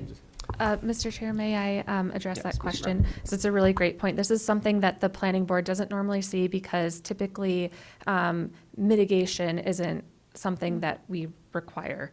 And so typically when a structure is proposed within the surface water buffer, an applicant will propose the structure and then they're required to talk about, they go through the different criteria. Here's how we're going to mitigate the impact of the structure. Here's why we can't locate it outside the buffer. They kind of go through all those steps. In this case, the applicant on their own has proposed to kind of go above and beyond and do mitigation because the berm has been in the buffer for quite some time. So they're kind of going above and beyond and doing something that's not even really required of them to do the constructed wetland. So while it doesn't match the size of the buffer impact, it's also it's basically the wetland mitigation is something that like New Hampshire DES would require if they were actually impacting the wetland itself directly, like not the buffer, but the actual wetland. So they're doing that for impacts to the wetland buffer. And I don't know if that helps clarify. And I think the reason why it's a little confusing is because it's something that the board hasn't necessarily seen before. Let me take a moment to. The intent is not to be equal, it's to be equivalent. Can you turn on your microphone, please? The intent is to not be equal, but to be equivalent, and that's what the staff has evaluated, is that the value of the creation of the wetland is sufficiently compensating for the smaller buffer. That's correct with one caveat. I'd say we rely pretty heavily on the expertise of the Conservation Commission. And so the Conservation Commission is sort of the group of experts that we went to see if this, passes muster, and they were all very comfortable with this proposal. And the only thing I'd like to say is we're increasing the wetlands on our property to offset the mitigation for the 75-foot setback. So the desired end state here is we get more wetlands. Ms. Fortson. Thank you, Mr. Chair. Yeah, so one thing that I think I neglected to add that I did want to bring to the board's attention is the fact that we knew of an area of wetlands to the west of the berm. When Liza and SVE did some further exploration of the site, they discovered a second area of wetlands to the north of the berm. So yeah, the board is really, they don't have to typically propose, like Mary said, extraordinary mitigation, which is what the artificial wetlands is really considered. So I think the bottom line is that the Conservation Commission felt that it would be better to leave the berm in its current state, meaning portions of the berm are going to be within that 75-foot surface water buffer moving forward as a permanent site feature, and that adding this almost 3,000 square feet of artificial wetlands was going to be of a greater benefit than trying to remove that material that's within the buffer. So that's really what the board is deciding tonight.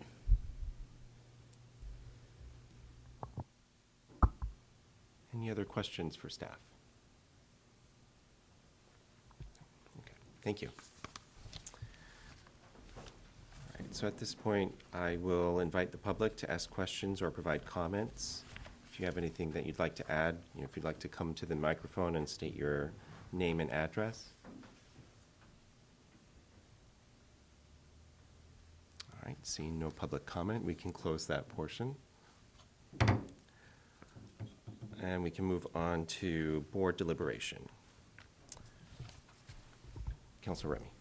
If you're open to it, I'll start with a motion and we can deliberate after that. Oh, perfect. Though I think I picked the short straw with how long this motion is. All right, move to approve PB 2024-23 as shown on plan identified as CUP Site Plan, Cheshire County Shooting Sports Education Foundation, Inc., 19 Ferrybrook Road, Keene, New Hampshire, prepared by SVE Associates at a scale of 1 inch equals 20 feet on January 5th, 2024, and last revised on January 7th, 2025, with the following conditions. 1, prior to final approval and signature of the plans by the planning board chair, the following conditions precedent shall be met. A, owner's signature plan appears on the CUP site plan and constructed wetlands exhibit.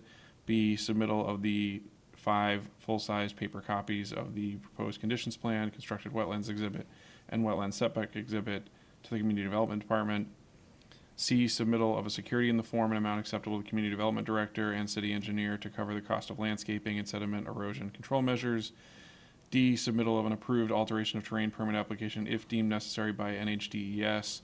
The approved permit number shall be included on the final plans.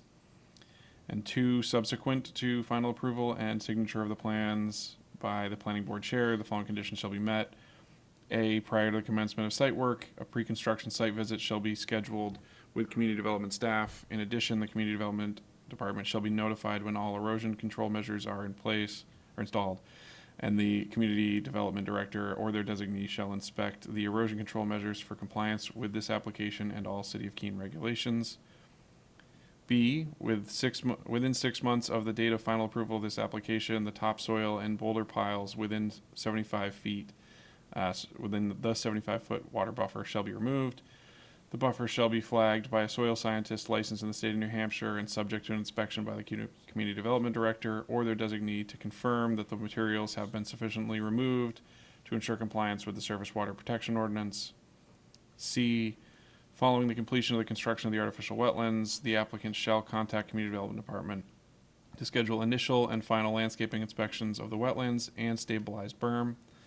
D, after all conditions subsequent for the previous site plan application, SPR 0113 modification 3, have been completed and all site work has been inspected for compliance with the approved plan and all City of Keene regulations, the security on file for the project shall be released. Thank you, Mr. Mayor. That was short. Yeah, I seconded. I appreciate it. All right, so we had a motion and a second.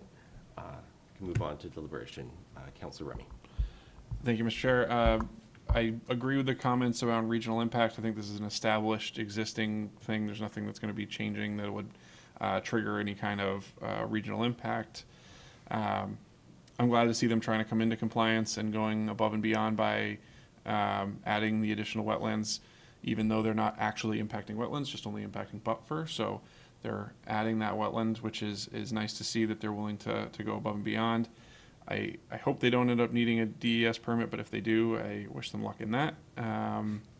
And yeah, other than that, I think that's my comments for it. Thank you. Thank you. Mr. Cost. So Councilman Remy pointed out that when I missed the word stabilized berm when I was talking about pollinator or plants, but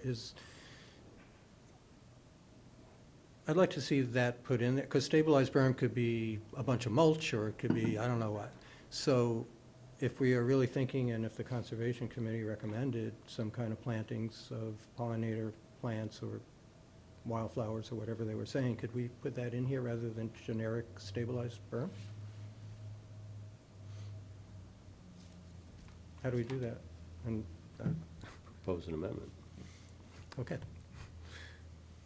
So I'll propose an amendment that basically says, and final landscape inspection of the wetlands, and how about just to keep it somewhat vegetated, stabilization for the berm, or vegetated, something like that.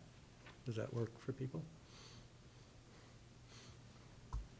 Well, was it important to you to specify what kind of vegetation?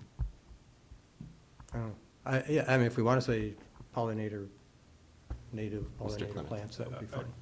So I believe there are pollinator seed mixes Yeah.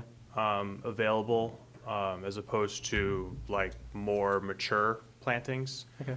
It's common practice as part of lot stabilization and erosion control to seed large piles with just like grass seed, which I imagine is more of what the applicant was thinking as far as stabilizing the berm, would be to seed it.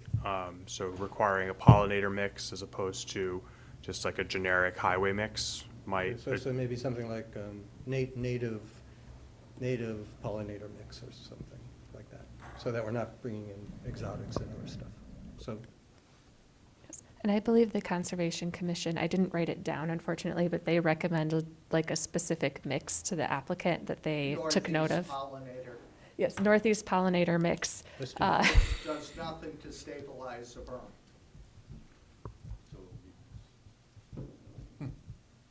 It's a bunch of flowers. Councilor Remy. so if the pollinator mix doesn't stabilize the berm, what does stabilize the berm? Can I just make a statement? So I'm Chris Danforth. I'm the certified wetland scientist. On my plan, I recommend, there's a company down in Northampton, Mass. that specializes in wetland plant mixes, seed mixes. They have a conservation mix with a pollinator, added into that mix. So you'll get your pollinators as well as site stabilization, soil stabilization. So that's what we're hoping to use. So do we want to change the language to say that, or just keep it again, generic stabilized berm? Does anyone care, I guess? That doesn't matter. I'd like to see it, because I think it's a great idea, and I think it's nice that it would be stabilized plus have the pollinators. It's just another asset that you're adding to the, to the region and the community. And it sounds like you're doing it anyway, so. Councilor Remy. Thank you, Mr. Chair. I think to go along those lines, personally, I think I'm fine with just stabilized berm, but to give a proposed amendment that I think you're shooting at is I'm looking at yours because I'm on the wrong page on mine. So final landscaping inspections of the wetlands and berm stabilized with the type of conservation mix of, with a suitable mix of pollinator-friendly seeds within the stabilizing, I don't know, I'm trying to come up with something, but I think he, with it, yeah. I think he said conservation mix with pollinator seed. Including pollinator seeds. Ms. But- Fortson? Thank you, Mr. Chair. This is just a recommendation, but one way to ensure that the, a pollinator-friendly mix is used to stabilize the berm would be to modify the condition related to the submittal of a security. So you could say something to the effect of submittal of a security in a form and amount acceptable to the community development director and city engineer to cover the cost of landscaping, sediment and erosion control measures, and a pollinator-friendly plant mix to stabilize the berm, something like that. Okay. Just a recommendation for your consideration. Yeah, I mean, I'm good with it, so.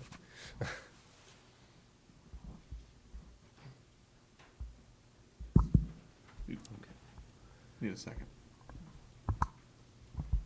Mm-mm. That was an amendment. So that was the amendment to the motion. All right. Second by Mayor Khan. Okay. You got a so moved in a second. Can I further confuse us? So, a solution would be to just add the proposed seed mix to the planting schedule on their wetland construction plan. So then the applicant can put in exactly the seed mix they intend to use. We can check the box that it's on there, and then we avoid the gobbledygook. So, if you're open to removing your second and removing your. I'll withdraw my second.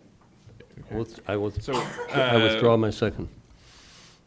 Since I was the one who made the initial motion, I'll still make an amendment to it, just as a draft here. So, adding the letter E to prior to final approval and signature, to the conditions precedent, adding bullet E, which would be to the inclusion of a on the plan set of the pollinator-friendly seed mix that will be used to stabilize the berm.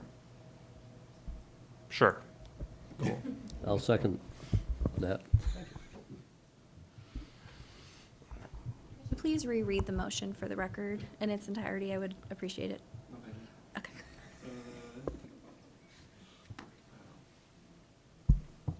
Yeah, we can take a vote on that, on whether we need to include the pollinator-friendly. Okay. Is that the next step? We vote on including that? Okay. Yes, just for fun, so we can deliberate on whether we want to include that or not, and then you would vote on including that motion, or that amendment. If that passes, then that becomes the main motion that we then would deliberate on and vote on. So add some fun for your first time as chair. Ah, good.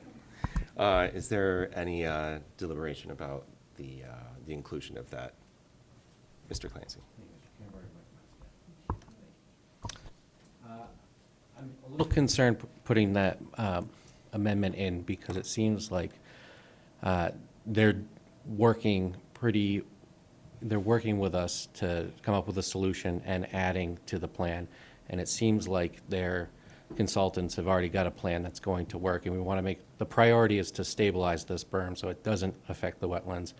And it seems like the expertise on their end has concerns about putting in those types of, having us require what type of plantings they put in when they have a plan that will stabilize the berm.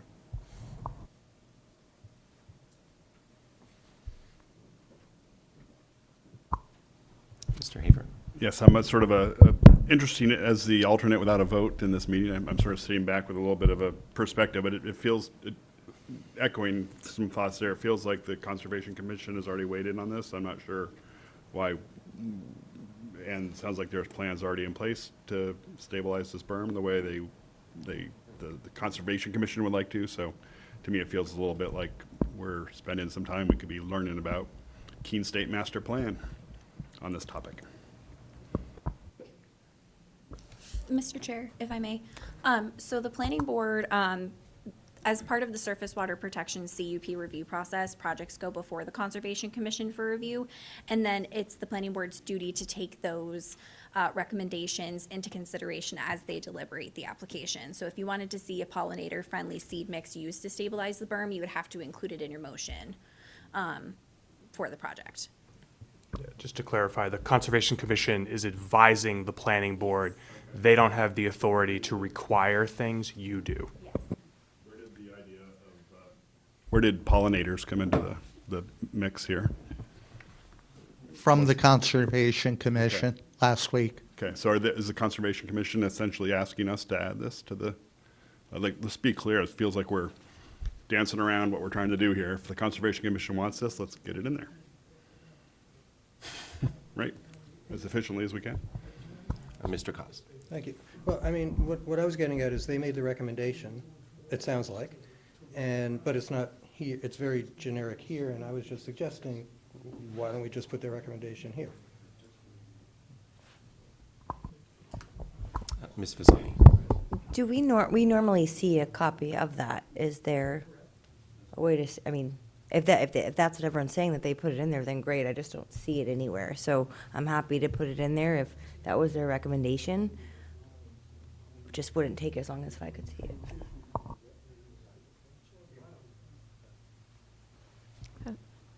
Ms. Brenner.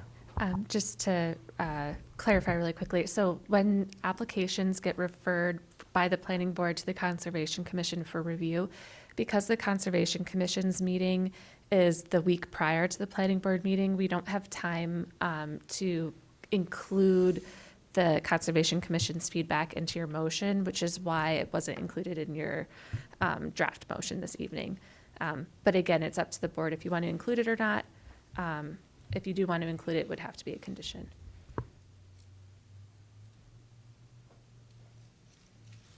Ms. Fasani. Well, in light of that, then I think that makes sense to include it, and I'm okay with that.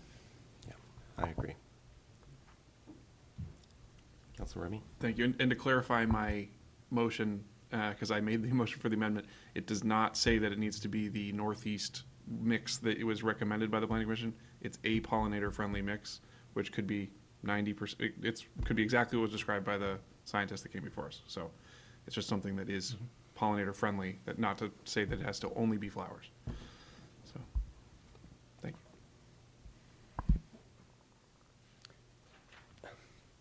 you. Mr. Mayor. Yeah, well, a conservation mix is a seed, right? So you did state it. You stated it correctly, a conservation mix with a pollinator seed, yeah.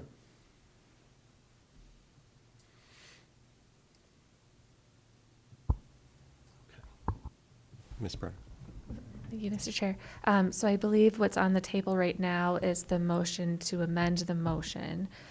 So first, you'll need to vote on that, and then the result of that will show what the final motion is, and then you can vote on that if it sounds like the board may be ready. I'm not sure. Okay. All right. If there's no more deliberation, we can move to a vote as to whether we will include the language around the pollinator-friendly mix. All those in favor? Those opposed? Okay. All right. So the majority has to include that. So then the overall motion would include that as well. Okay. So, great. And so then on the overall motion, all those in favor? And those opposed? Okay, great. The motion is passed. Thank you. Thank you all for your patience. I've only been working on this for 3.5 years, and I assure you that compared to the 160 acres that we have that we're working on a plan for, this is the smallest piece of the pie.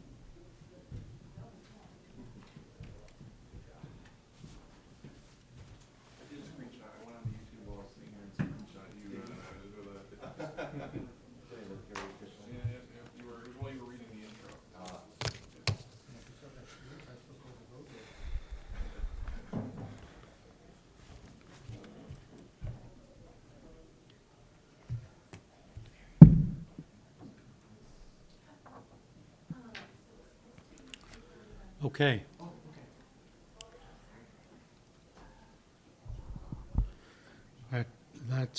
That concludes our public hearings.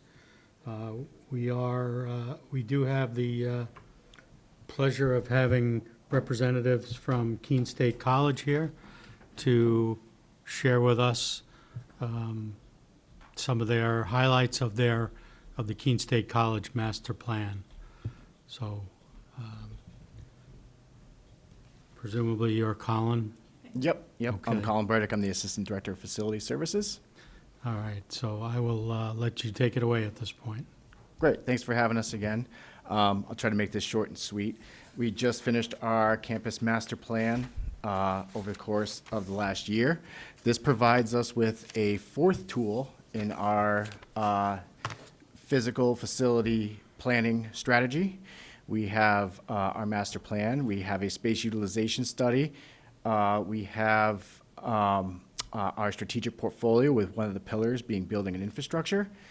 And then finally, our Gordian Sightlines facilities condition report we have on an annual basis. So we have now 4 tools for us to kind of move forward over the course of the next 10 years, which this master plan is intended to cover.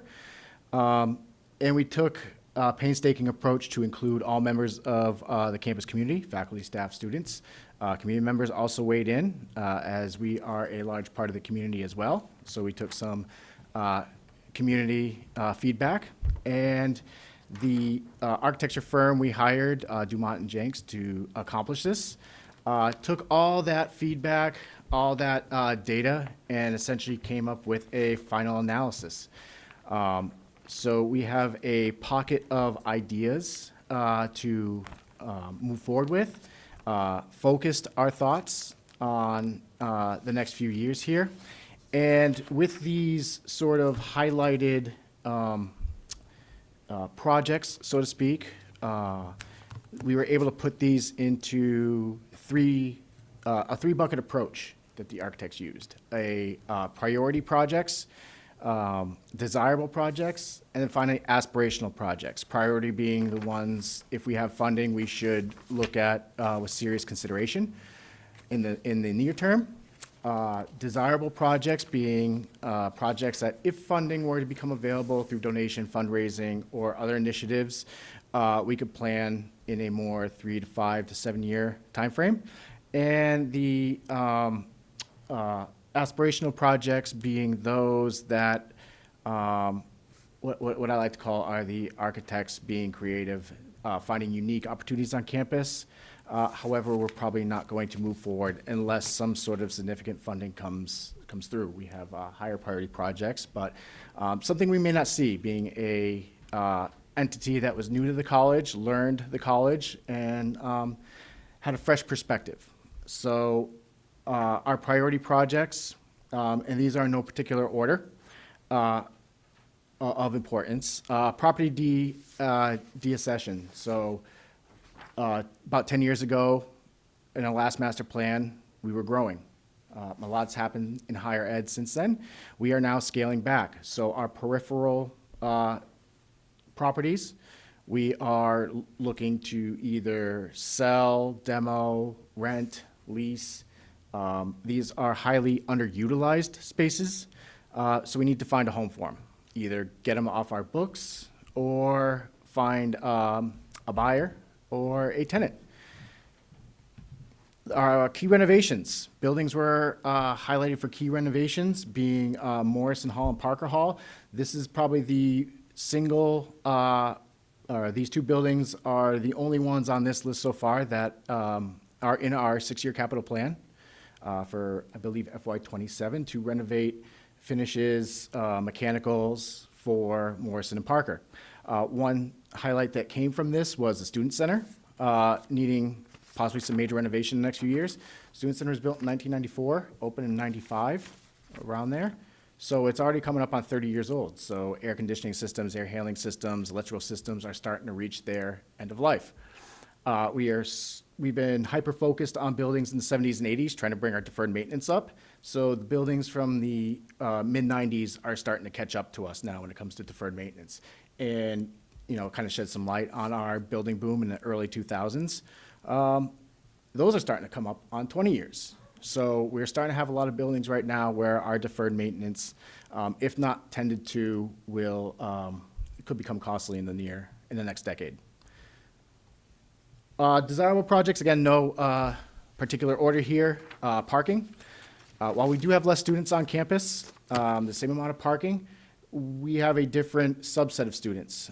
Parking has become a major focus at Keene State. So some of these property de-escalation could highlight some parking opportunities. The Owl's Nests down Butler Court have long lived their usefulness.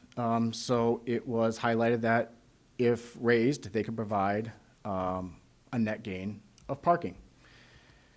Open space system, a pedestrian walkway from north to south. We have great east to west pedestrian access along Appian Way. Our north to south corridor needs some improvement from the pond up to Appian Way. So this provides some green space between the former Bushnell lot, Red Fern, Thorne Saginaw Art Gallery to create a north-south artery. The other highlight that Dumont and Jenks found was to create some sort of public square, like a central square, like we have here at the head of Keene, more around the Student Center Dining Commons area. They noticed that the Appian Way was very pedestrian heavy, not very many places to gather, commingle, or hold events other than the Student Center lawn. So this tries to encompass a lot of Oya Hill, which is on the west end of campus by Holloway Hall and Dining Commons, and incorporate that into a more vibrant public square. Finally, in the desirables, residential life improvements is in some of the areas where some of the Owl's Nests would be planned to be raised, is to build a new residence hall after all the Owl's Nests are removed, theoretically, to build a new res hall to accommodate those beds. Now, what type of res hall that is still to be determined. They just figure that this west end of Appian Way could provide a nice kind of endpoint to Appian Way. We have the arches on the Main Street side, the east end of campus, which is a nice entrance. But as you make your way down Appian Way toward Butler Court, it sort of kind of peters out.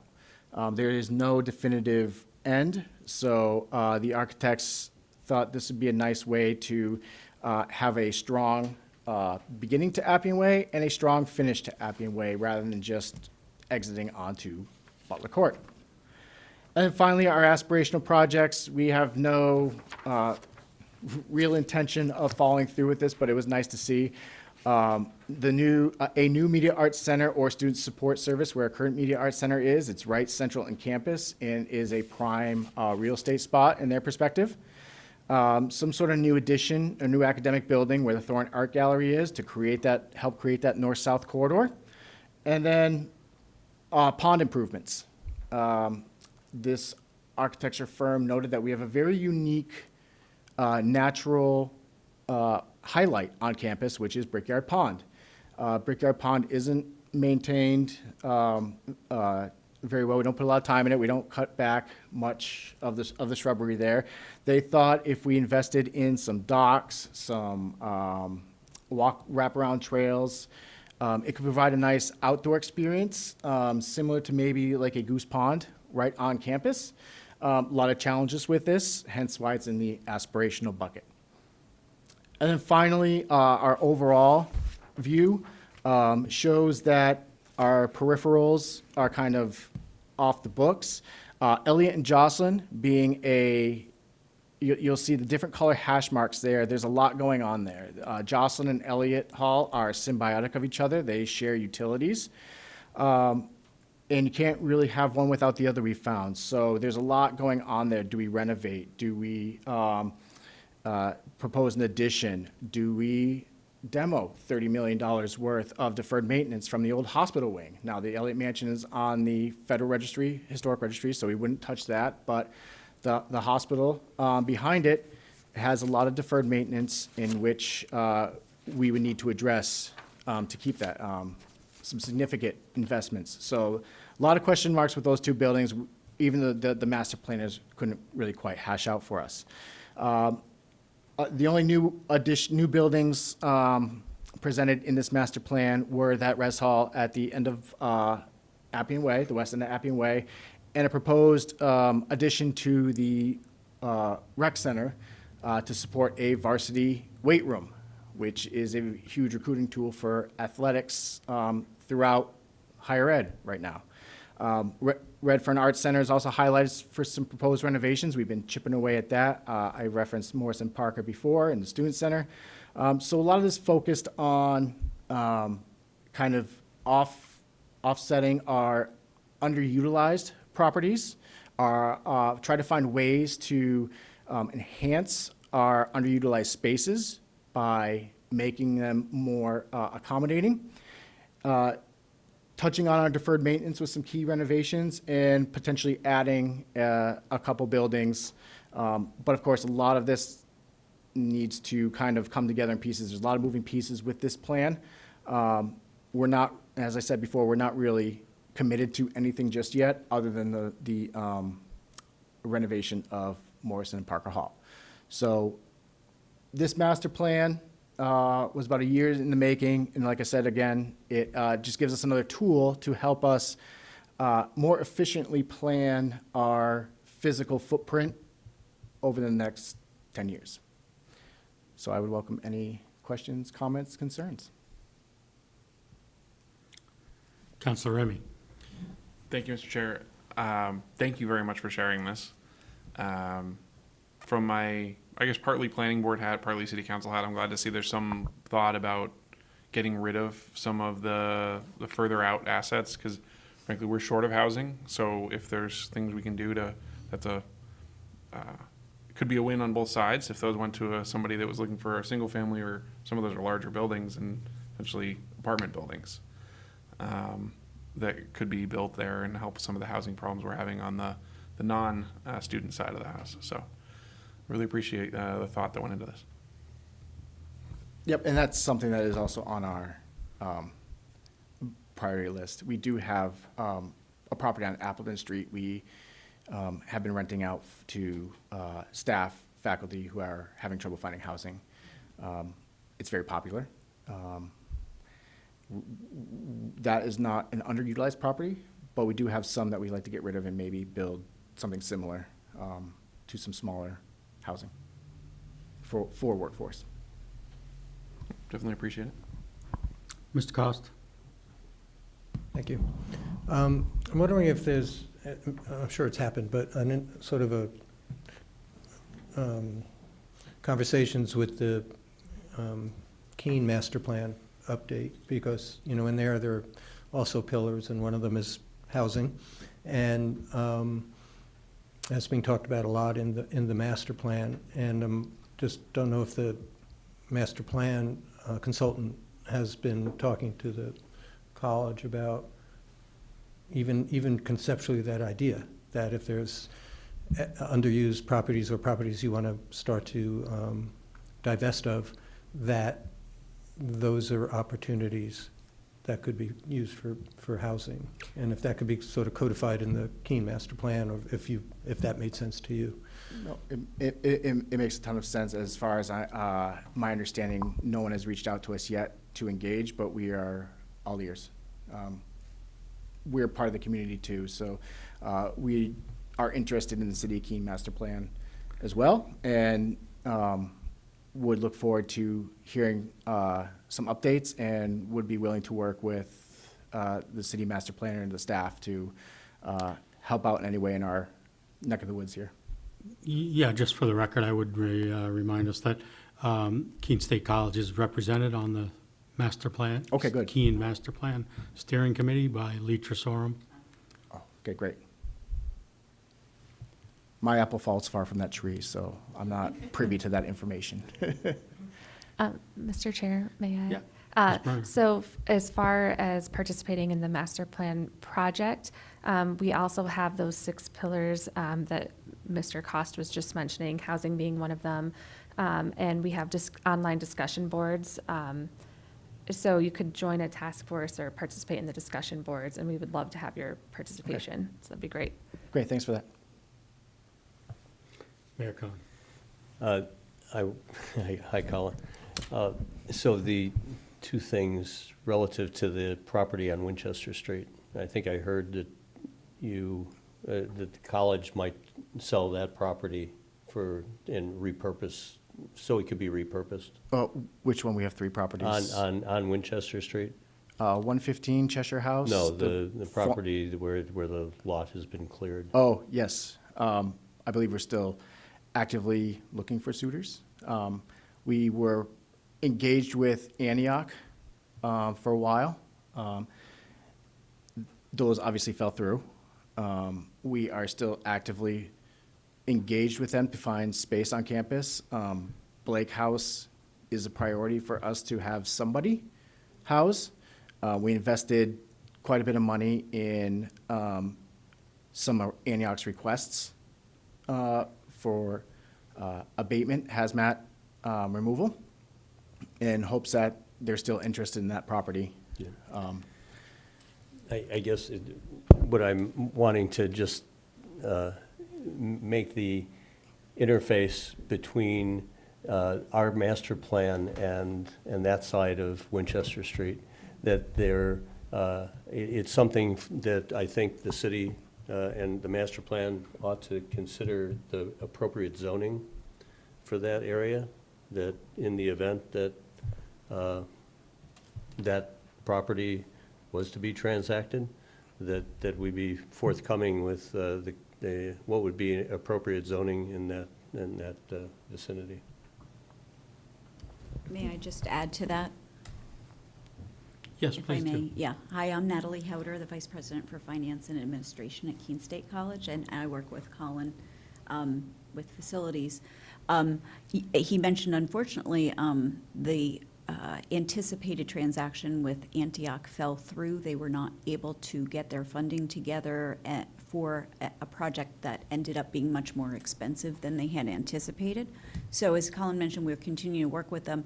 Right now, it's just a temporary parking lot, but we're certainly working towards making sure that that we have the right partner with whether we sell it, somebody uses it, somebody builds on it, especially with Blake. It's definitely on the plate. We continue discussions with Antioch, and we haven't yet determined what we'll end up doing with it, but as we have always done before, we'll continue to work with the city to bring them into the conversations and understanding what our intent is for the land.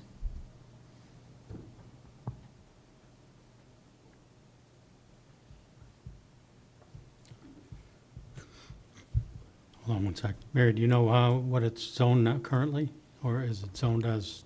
Yes, so this property, in addition to being in the downtown historic district, which is an overlay zoning district, it's in the downtown form-based district, I think downtown core, actually. Because we did have some preliminary conversations with Antioch University, which is a private nonprofit university. They would have been subject to zoning. And so we did kind of walk through the form-based code and what that would mean for any sort of development on that site. Keene State, of course, as a public university, is not subject to site plan or zoning. But if they were to lease the land to a user who is not a governmental entity, they would be subject to those zoning rules. Thank you. Mr. Clancy? Thank you, Mr. Chair. Going back to housing and your residential life portion and the buildings that you want to build if the funding came through, is there any emphasis on keeping the older students, juniors and seniors on campus when making those buildings, or? Go ahead. We don't have any intention of requiring upperclassmen to stay on campus. We have always just made it attractive for them. We've seen higher retention rates for our students, for those that actually live on campus and are part of the community. But there is no intention of moving forward saying upperclassmen are required to live on campus. Does that answer? And Yeah, I will add to that. This year, we had our lowest first-year class. However, our residence halls are more heavily occupied than they were last year. We had one Owl's Nest occupied. All of them except 647 right now are occupied. We're seeing a lot of off-campus students come back to campus. They're finding that off-campus apartments, complexes, wherever, aren't as, there isn't as big of a financial savings as there used to be. So they're finding campus to be a lot more convenient, less expensive, and yeah, more supportive and more community-based. So that was interesting to see from our perspective this year,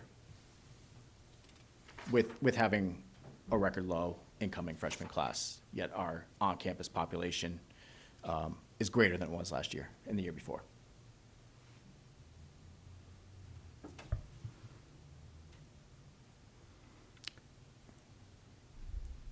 It's great.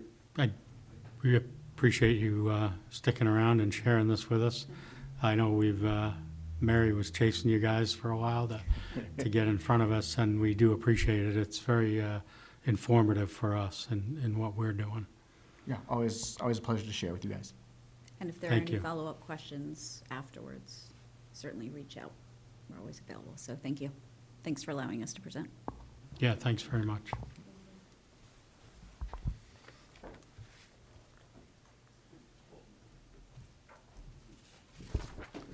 All right, we still have a few more things to click through here. Next, I will ask Mary, I know you sent a nice write-up in the agenda packet, but I'm referring to the master plan update at this point. Thank you, Mr. Chair. Yeah, I'll try to keep this pretty brief. I did include a memo in your packet, which sort of outlined kind of where we're at with this project.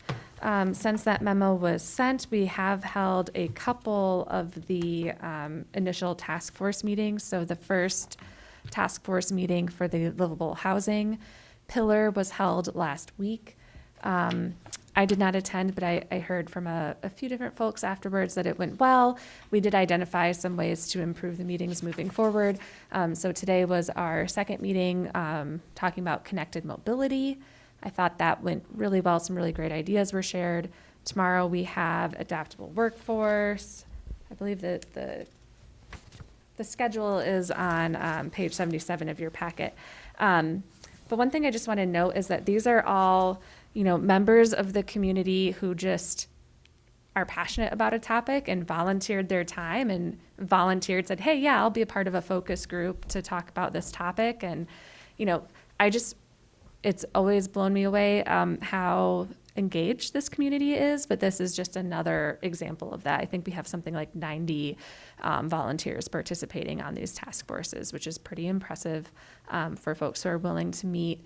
It's 3 1-hour-long meetings, but there's a lot of reading materials and case studies and other sort of resources and data that we've been sharing with them.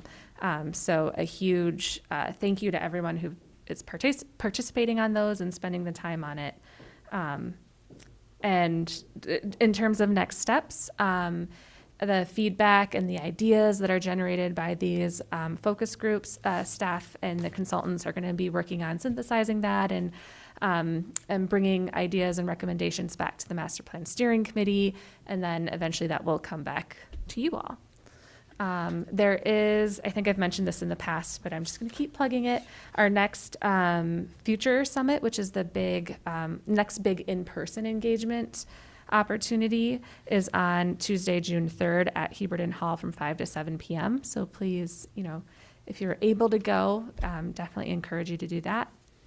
But that's all I have.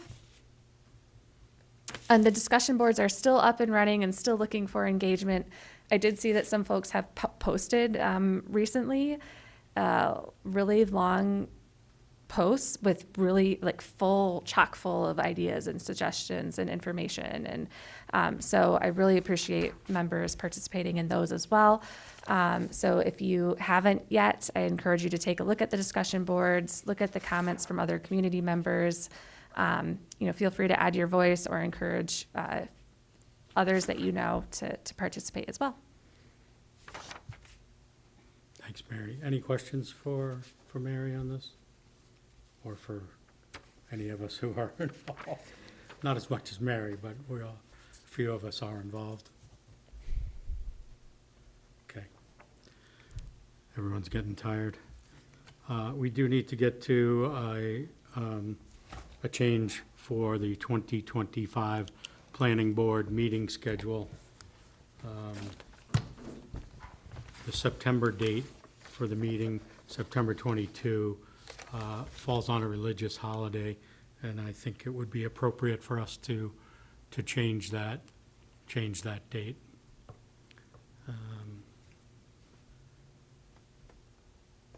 I was thinking we would just move it out a week to the 29th. Unless, did you have a date in mind, Mary? In terms of the schedule, it would be easier for staff if it were rescheduled to the Tuesday, but I believe, is that the actual day of the holiday? Yeah.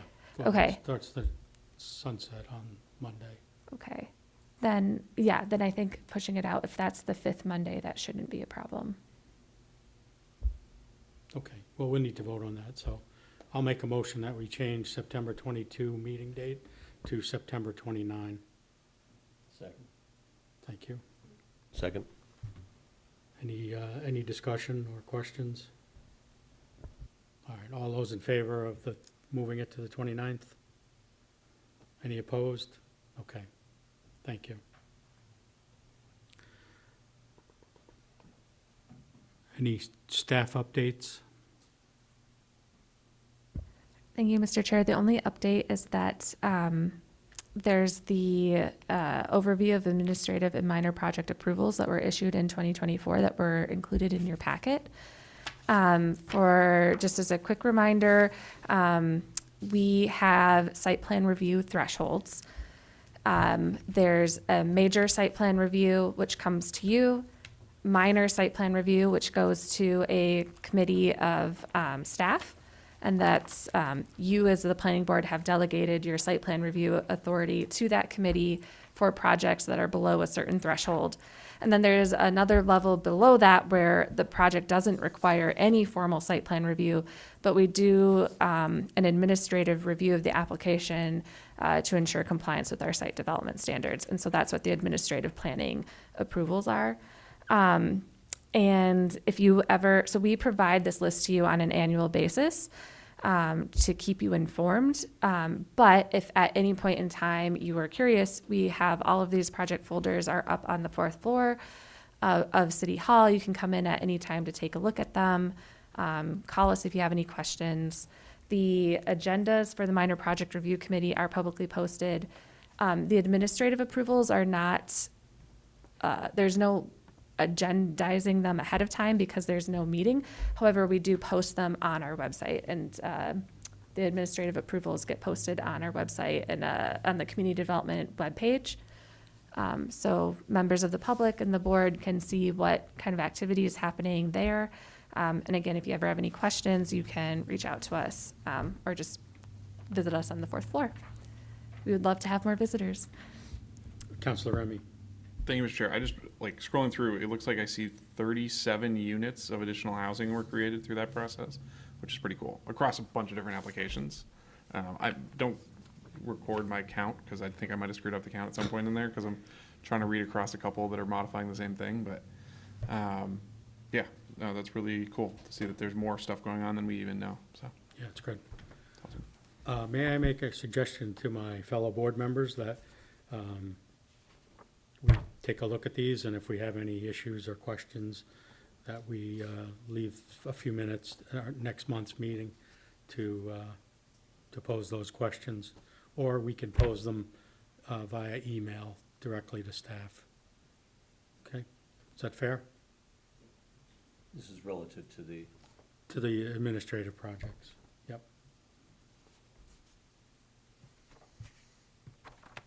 Mr. Chair, can I just clarify something?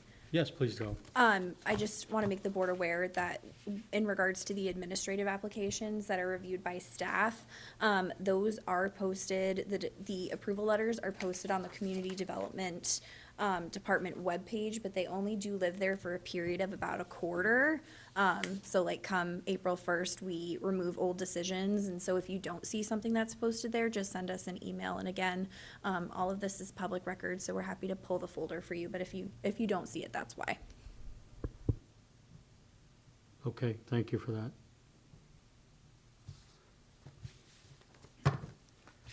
Okay. Any items of new business board members would like to see in a future meeting? Okay. Seeing none. I would like to make note of the following upcoming dates of interest. Joint Committee of the Planning Board and PLD is February 10th at 6:30 PM. The Planning Board Steering Committee is February 11 a.m. Planning Board Site Visit, February 19th, 8 a.m., to be confirmed depending on the applications that month.